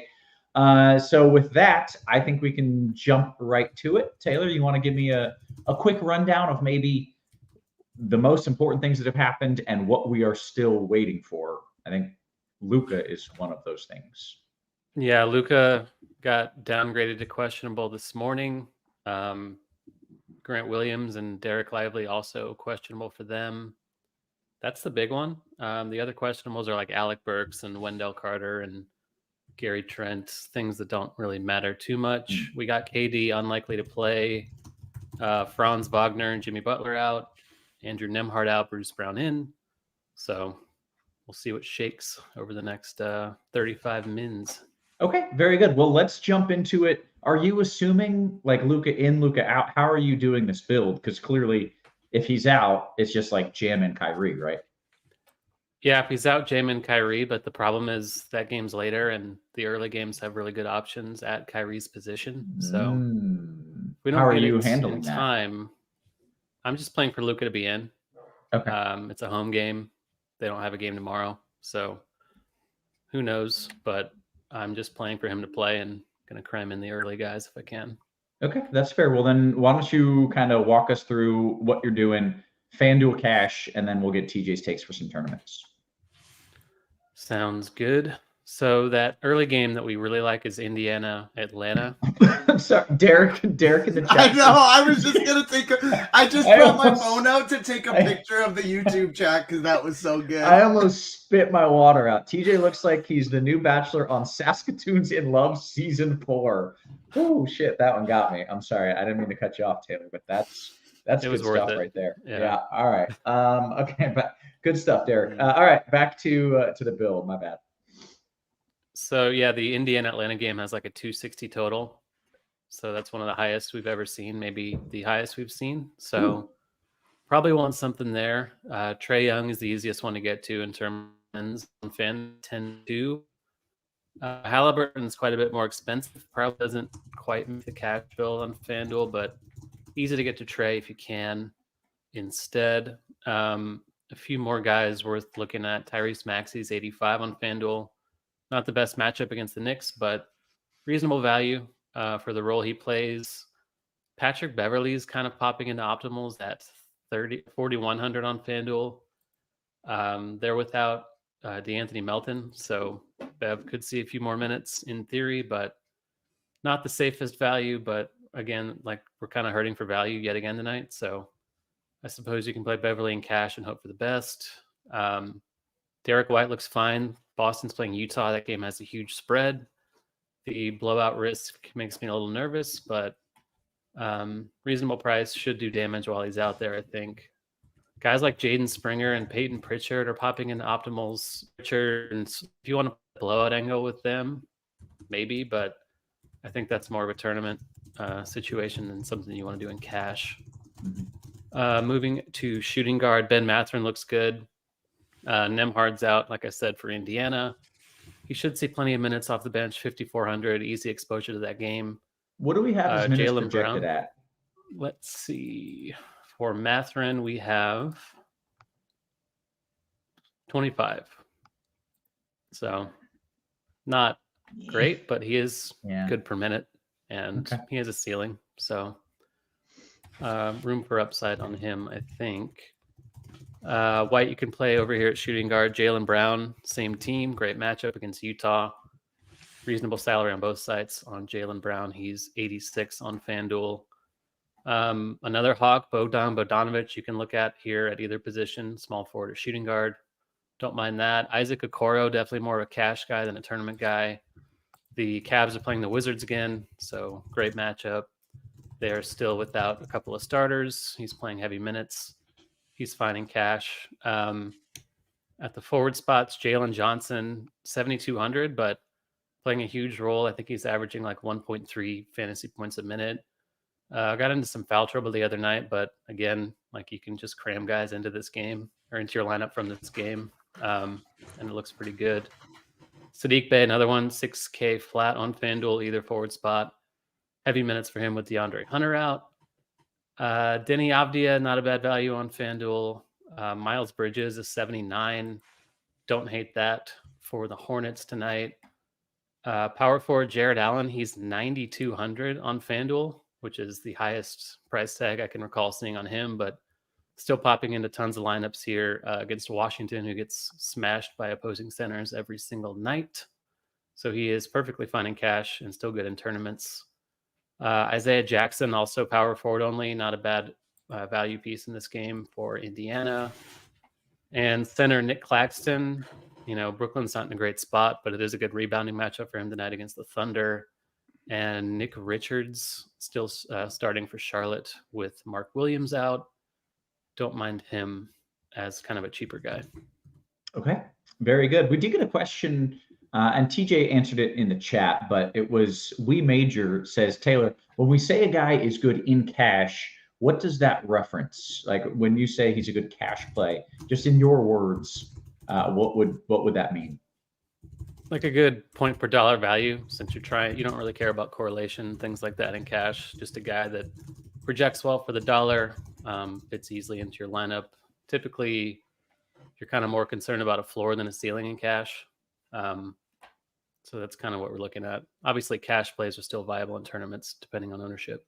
Yeah. Okay. Very good. TJ, let's flip the script. Let's talk some tournaments here on FanDuel. What is your approach? Is this? I mean, the slate's big enough. You don't really have to come up with like some crazy game theory. You just play the dudes you think are going to score a bunch. Yeah, so I'm currently playing this, building my lineups as if Luka is going to be out, and so I am getting to a decent amount of these Dallas guys like Jaden Hardy, Josh Green, Kyrie Irving, and then some Tim Hardaway Jr. as well. But my biggest thing today is to try and get all over the Atlanta and Indiana game, because it has the highest implied total of all time. Ever. Yeah. Ever. Like, Forever. in the history of the NBA, there's never been a game with a higher implied total. So I want to get to as much of it as possible, because outside of a few players, they're really not picking up all that much ownership. It's Mathurin, it's Sadiq Bey, Jalen Johnson, Trae Young. We're currently projecting Tyrese Halliburton for less than 5% ownership on FanDuel. Yeah, I get that he's expensive, but that's a phenomenal tournament play. It's absolutely great. My favorite tournament play on the slate is from this game. I like him a little bit more on DraftKings, but he's still perfectly fine on FanDuel as well. And that's DeJounte Murray. Every single other Atlanta player is projected for massive ownership today, except for DeJounte Murray. And he's their second best player.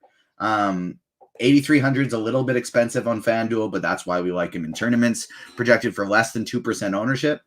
To me, that's the best tournament spot on the slate. I have rules that I want to get at least 2 Indiana players on every lineup and at least 1 Atlanta player on every lineup, as well as 1 Dallas player on every lineup. Because again, I'm assuming Luka doesn't play. The nice thing about that one is it's later in the evening, so I'll still have other games I can adjust to. Quick reminder that Dallas is not on FanDuel, right? Oh, perfect. Yeah. So that's just the DraftKings excluded rules. So on still though on FanDuel, 2 Indiana players in every lineup and 1 Atlanta player on every lineup. And then it's just, there's a decent amount of stars and scrubsy guys I'm okay with going with, but that's the biggest thing, is I just want to be making sure I'm game stacking the heck out of that one. Highest total we've ever seen. I want as much of it as possible. Every other game, I have a maximum of 1 player per team on every single team on this slate on FanDuel, except for Cleveland and those 2 teams. I don't want more than 1 player from any team on the entire slate except Atlanta, Indiana, Cleveland. Those are the rules I have it is. The other thing I'm setting right now is this is a DraftKings specific rule because of how pricey Tyrese Halliburton is on FanDuel. I'm not making that same rule there because I do think there are more paths that you can roll without him there. But I still want to probably have Halliburton or TJ McConnell in every single lineup I build. Even on FanDuel where he's 5,600, I think that's fine for tournaments. If I'm not playing McConnell, I want to play if I'm not playing Halliburton, I want to play TJ McConnell.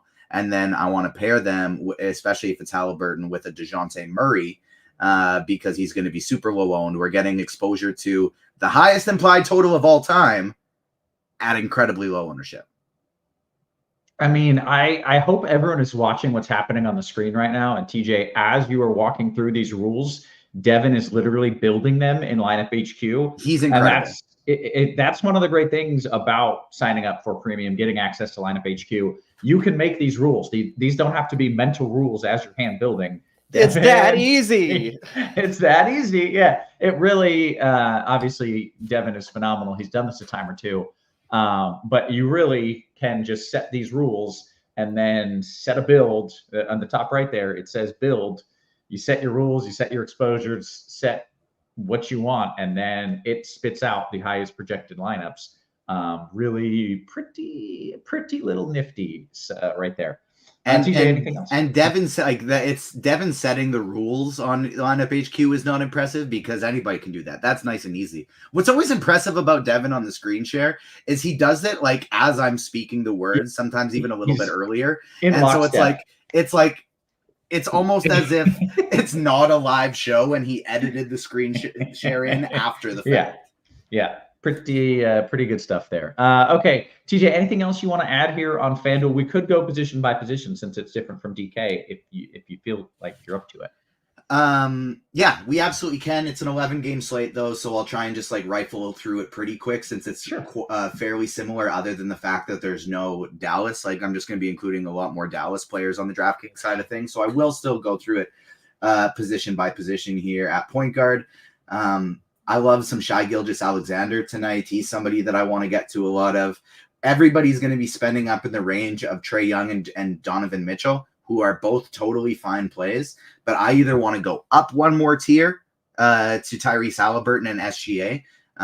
Both sub 5% ownership today. I think they got the 2 highest ceilings probably on the slate, definitely for guards. Or I want to go down a tier and I want to look at somebody like a DeJounte Murray, who I mentioned earlier, or even Fred VanVleet, Terry Rozier, Jalen Brunson, totally fine with those guys for tournaments as well. So instead of going all the way up to the 10K range, instead of the 10K range, I like either just above with the Halliburtons and SGAs, just below. DeJounte Murray would be my favorite there, or going all the way down to a TJ McConnell, or even somebody like Peyton Pritchard at 4,600. I really like as a salary saver today because it's a 15-point spread in that Boston-Utah game. And if that one blows out, he should get some extra minutes. Shooting guard position, again, DeJounte Murray is my favorite tournament play on the slate. Instead of going all the way up to Mitchell or all the way down to the mid-tier where Bogdan Bogdanovic and Benedict Mathurin are going to be super expensive, super highly owned, let's split the difference. Let's try some DeJounte Murray, some Mikal Bridges, some Paul George. Great tournament options today. And that's kind of like, again, if I'm not game stacking the other one, I'm totally fine with playing my Bogdanovic's and my Mathurins. Just going to find a little bit of a way to get different if I am going with those guys. But shooting guard DeJounte Murray is my favorite guy here at the position. Small forward, I love me some Dallas and Atlanta, but this is why it's either going to be a full stack for me or just play something like a TJ McConnell and an Isaiah Jackson if I want to avoid it, because that's where it'll be a blowout and this game's not super high scoring. So if I'm doing my game stacks, I'm playing my Jalen Johnsons, my Sadiq Bey. If not, I want to switch it up completely and go with these lower owned guys outside of that aren't getting any ownership outside of these teams, so that I'm loading up on the cheap guys who are playing in a blowout. Paul George, again, Mikal Bridges, some guys that I don't mind here at this position. One of the reasons why we're getting such egregious ownership on this Atlanta and Indiana game on FanDuel is because they're actually like the game that's priced up the least of most of them. Like, not only is that the highest total, but it's also they're the best prices on the slate too for just kind of a regular game. Mm-hmm. Power forward position, a lot of the same guys we've already mentioned, Jalen Johnson, Sadiq Bey. Those are my top two options for game stacks at the position. But Karl Anthony Towns at less than 8K, another one of my favorite tournament plays on the slate. Both sites, he's been priced down. He's projected for 1.6% ownership on FanDuel right now. So give me or less than that. It's gone down. So it's sub 1% right now. Karl Anthony Towns at under 10K. It's not a great matchup, but that doesn't matter a lot of the time for big men. To be clear, you just said under 10K. Under 8. I meant 8. Yeah, sorry. I was talking about the 10K range before. Under 8K for Karl Anthony Towns is why I love him in tournaments today. The other person I'd want to mention, he's picking up a little bit of ownership, Isaiah Jackson at 5K. To me, I made another rule that I'm only playing Isaiah Jackson in lineups that have TJ McConnell, and I'm only playing TJ McConnell in lineups that have Isaiah Jackson. Pairing them both together. They'll both get more run in a blowout. And they're both going to play together in the second unit. They should correlate well together with a lot of pick and rolls. That's another one I'm setting. Center position. Look, if you can get Joel Embiid, all the power to you. There's no Mitchell Robinson in New York is terrible inside, and he's only 5% owned. So if you're playing 150 lineups, I'd say try getting 8 to 10% if you can, even though he's really hard to get to. But Embiid could have 100 points out there today. I like Alperen Şengün in tournaments. Jalen Smith, I think, is a fine, cheap tournament option. Day'Ron Sharpe is another guy that I don't mind trying to hope for a blowout and get to him in some tournaments. And then if you think there's potential for the Cleveland and Washington to game out or to blow out, you're playing Sam Merrill at the shooting guard position. That's another pair I put together is with Tristan Thompson. I'm not playing Sam Merrill without Tristan Thompson. I'm not playing Tristan Thompson without Sam Merrill. I'm getting to very little of both of them, but that's in a specific Cleveland blows out Washington, and those guys play the whole fourth quarter like they did last time stack. Nice. Good stuff. Okay. We need to kick it to DK, but first, did you guys know the show's sponsored by FanDuel? Of course you did. That's why it's free. Thanks to FanDuel. They've got other good things going on as well. You bet $5, you get $150 in bonus bets on the FanDuel Sportsbook. For new users in Arizona, Colorado, Illinois, Indiana, Iowa, Kansas, Louisiana, Maryland, Massachusetts, Michigan, New Jersey, New York, Ohio, Pennsylvania, Tennessee, Virginia, West Virginia, Wyoming. Terms and conditions apply. Must be 21 and up. Gambling problem? Call 1-800-GAMBLER. Shout out to our sponsor, FanDuel. Hit a little thumbs up. Keeping this show free. Big thank you to FanDuel for sponsoring the show. Taylor, let's kick it to DK. We mentioned it is a different build because there are different games to build off of. What stands out, and can you walk me through a DK build? Yeah, so we do have some value in those later games that we don't have on FanDuel, which is nice. It's not the most comfortable value, but pretty much any value at this point will do. TJ McConnell on DK again is way cheaper than he is on FanDuel. Just like on Wednesday night, we had the same situation with Nembhard out and Bruce Brown in. Not the best value, but he's 4-2 and the best game in the night. We don't care about negative correlation in cash. And we did see McConnell and Halliburton share the floor a little bit the other night, which is nice. So you compare them in cash. Halliburton's way cheaper on DK as well. He's only 10-2. Not sure why he's that cheap, but he shouldn't be. He's an easy cash play. Definitely a staple over here tonight with McConnell occupying your point guard and your guard spot. Donovan Mitchell, second straight night he's playing the Wizards, or second straight game he's playing the Wizards. He's again too cheap at 9,500. Lost some minutes due to the blowout the other night, but matchup's great. He is not as expensive as he should be. Scoot Henderson is a value guy we have over here, 6-1. He's not a punt, but he did start over Brogdon in the last game. It seems like they're going to prioritize getting him the minutes moving forward, hopefully. He's been up to 0.96 points per minute on the season after a horrible start. So even in a blowout, he should see minutes for Portland tonight. Totally cool with that in any format on DK. Kyrie, obviously great if you want to wait on the Luka news. Luka himself is playable at 11.7 or 11.6 on DK, 11.6. Again, blowout risk, another matchup we saw the other night, but Luka can still get there even if they do demolish the Blazers. Shooting guard, I guess you can go back to Sam Merrill if you want. Definitely more of a cash play than a tournament play, I think. Shouldn't be nearly as popular as he was on Wednesday. He needs shooting to go his way, but it's pretty much the best matchup imaginable for that against the Wizards. Josh Green is a value guy we can play over here on DK. He got 28 minutes or 27 minutes the other night. I think we have him at 28 tonight, and that might go up a little if Luka is out for Dallas or Grant Williams, who is also questionable. So Josh Green looks like a decent value. Josh Hart for the Knicks has gotten a usage boost since they added Anunoby. He's 4,700.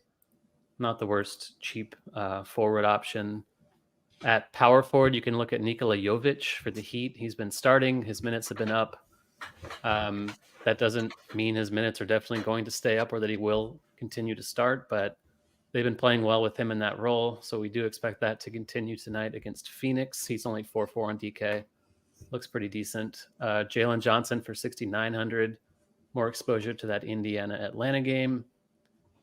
Jeremy Grant, if you want to play the Portland keeps it close angle, is not a bad value in the mid-range either. Karl Anthony Towns, like TJ was mentioning on FanDuel, he's down to 7-2 on DK. Even that matchup, it's just really cheap for Karl Anthony Towns. So but he gets him in any format tonight. And at center, Tristan Thompson is popping into a lot of optimals at 3-3 as the Cavs backup center tonight. Definitely don't want to do that if I can avoid it, but he's 3-3 and has a path to minutes behind Jared Allen. Allen himself looks good at 8-3, I think, on DK as well. Not as expensive as he is on FanDuel. Isaiah Jackson, Isaiah Hartenstein, Walker Kessler, a few mid-range options to consider. Miles Turner's in a great spot if you want to pivot away from Jared Allen. Miles Turner against the Hawks is a pretty good way to do that. Okay. I can't get over this Town salary. Like when you said 7-2, I mean 7-2 for Big Cat. That's wild to me.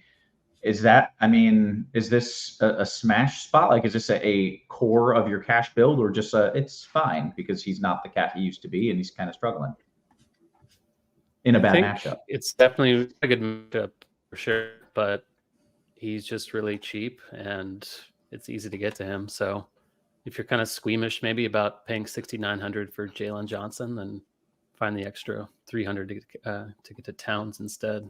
I don't think he's a core play, but certainly great if you can get to him. Okay. TJ, let's walk through a DK build. I've got some names that I don't like, and I'm hoping you can help me because I don't want to play Dorian Finney-Smith, but the dude is cheap, and he's just that's where I'm landing. No, you're shaking me off. No, you're not playing Dorian Finney-Smith. I mean, We'll I find doubt something else him, for you. by the way. Well, what? Luca unlikely to play according to Mark Stein. Oh, That game isn't for so long until that game's not till That sucks, 8:30. Why are TJ. you telling us now? I'm sorry. Okay. Dang. Well, So- at least I don't have to change anything. So starting at the point guard position, I have 50% Jaden Hardy. He's in half of my lineups. And now I will keep him that way. Wish, again, we got that news after, but I got 50% Jaden Hardy, 55% TJ McConnell, and 45% Tyrese Halliburton. I have one of Tyrese Halliburton or TJ McConnell in every single lineup I played today. My 6 highest owned point guards are all from those 3 teams I talked about: Dallas, Indiana, and Atlanta. McConnell, Hardy, Halliburton, Kyrie, DeJounte Murray, Trae Young. DeJounte Murray still remains one of my favorite tournament plays on the slate, projecting him for 1% ownership, and he's $7,700. It's beautiful. It's just an absolute thing of beauty today. I love me some DeJounte Murray. That would be my, if I like, whether I was playing one lineup or 150 today, and I'm running 20, so it's somewhere in the middle. DeJounte Murray and Cat would be my 2 big tournament cores that I'd be looking to go to. Shooting guard, a lot of the same guys because they're all eligible at point guard and shooting guard. So Hardy, Kyrie, DeJounte, Peyton Pritchard is another one I didn't mention who I really like as a value play today. Hoosiers Hang Banners mentioned this in chat that this is the front end of a back-to-back for both Boston and Indiana, and then they play together. They play each other tomorrow night. Maybe both teams don't go crazy with their starter minutes. Pair yourself some McConnell and Peyton Pritchard together. They're basically the same player. They're basically the same person. Throw them in there and watch yourself make a little bit of money. Devin Booker and Bradley Beal, I think, are 2 phenomenal tournament plays today. Kevin Durant, unlikely to play. That game's the last game of the night. Nobody's going there. They're both projected for 1% ownership as well. Miami's not a great matchup, but this is still a team with a 116 total, and they don't have Kevin Durant. So I really like the Phoenix Suns guys today, both Devin Booker and Bradley Beal, trying to get heavily overweight on them in tournaments.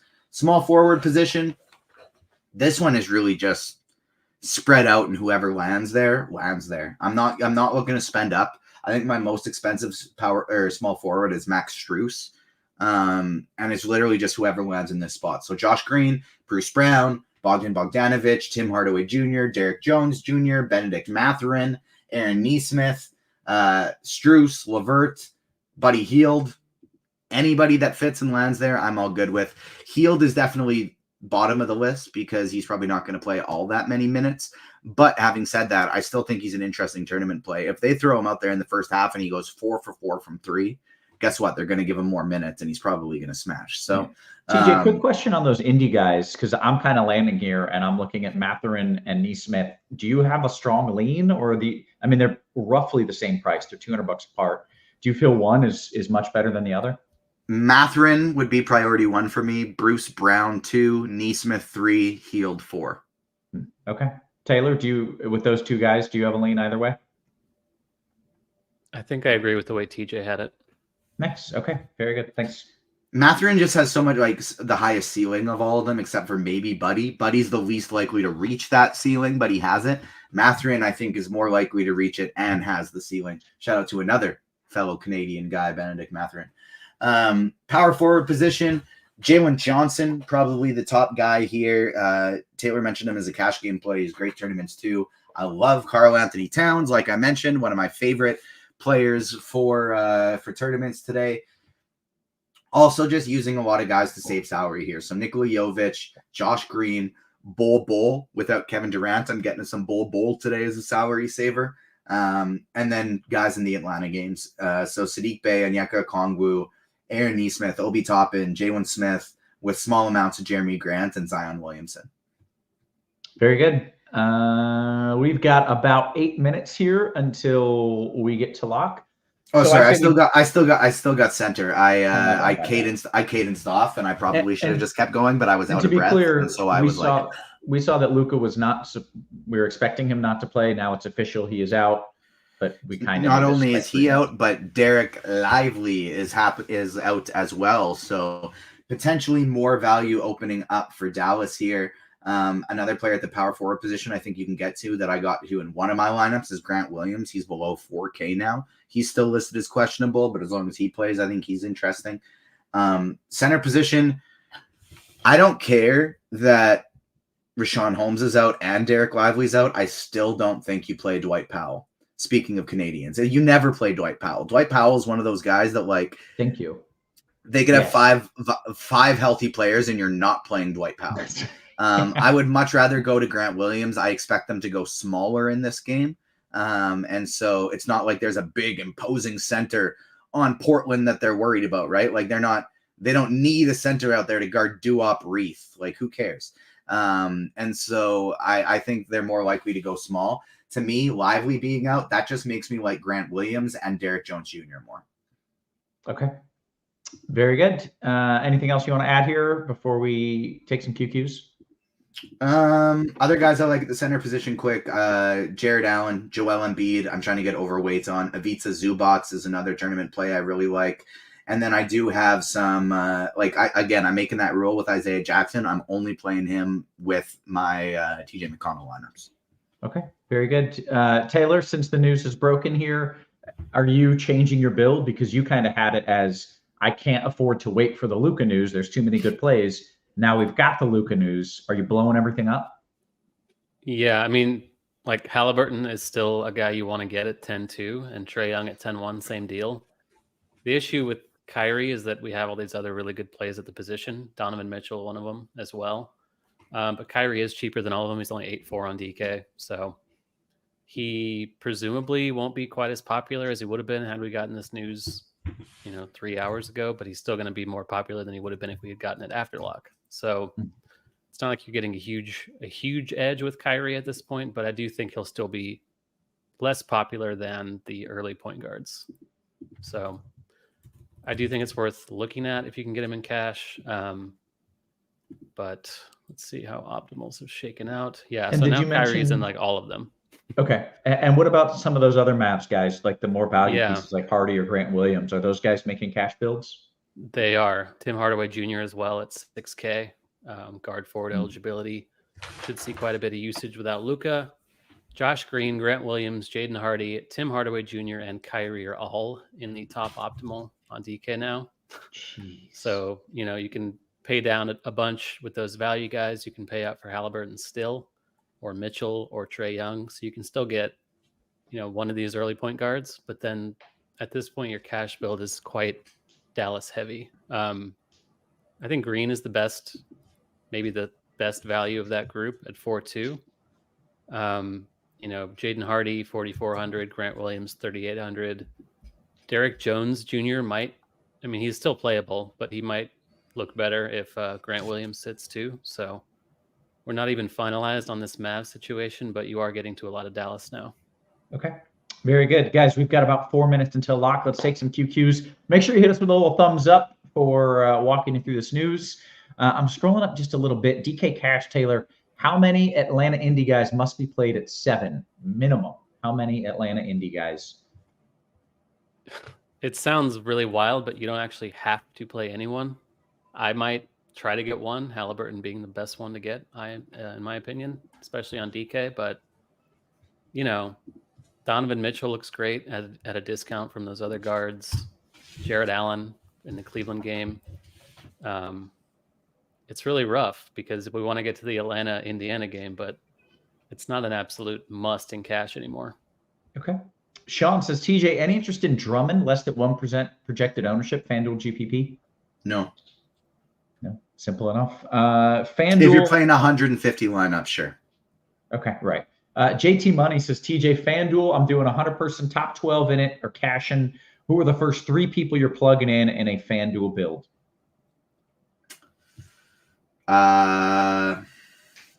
probably looking for something a little more single entry in the first 3 people. I don't know. That's not really how I like think of my lineups, but I guess probably Jaden Hardy, Trae Young, and Kyrie, I guess. Like, I don't know. I'd have to see the rest of the lineup. You know what I mean? Like, your that's not lineup really... your lineup is a masterpiece. It's artwork of all this game theory. You can't just pick 3 dudes. Yeah. I get you. FanDuel single entry. Taylor, I'm going to give this to you. Cody Martin, Okoro, and Nance, or McConnell, Merrill, and Tate. Second one, I think, sounds a bit better. Okay.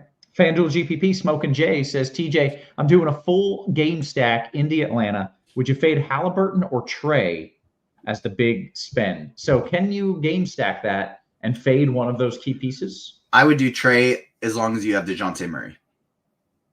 Okay.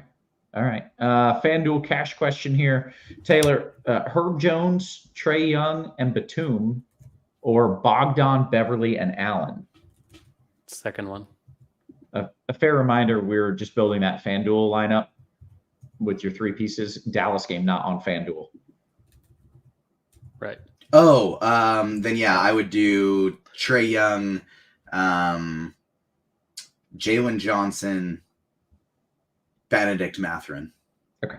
Very nice. DK Cash, TJ, this is an interesting question. DK Cash, Taylor, TJ McConnell or Hardy? Where do you land? Hardy now looks better than McConnell. Yeah. Okay. Aside says, and this is a name that I saw someone else bring up too. Thoughts from on subjecting yourself to Batum in FanDuel Cash. I need all the salary I can get to the Trae Halliburton lines. I think that's fine, just because value is hard to come by on FanDuel tonight without no Mavs game. Yep. DK Cash, Mitchell Thompson, Taylor, or Henderson and Jalen Johnson? One more time. It was Mitchell Thompson or Henderson, Jalen Johnson. Mitchell Thompson, Henderson. Second one. Okay. CW says your favorite 5,900 play or under on DK. TJ, 5,900 or under on DK. We'll call it the util.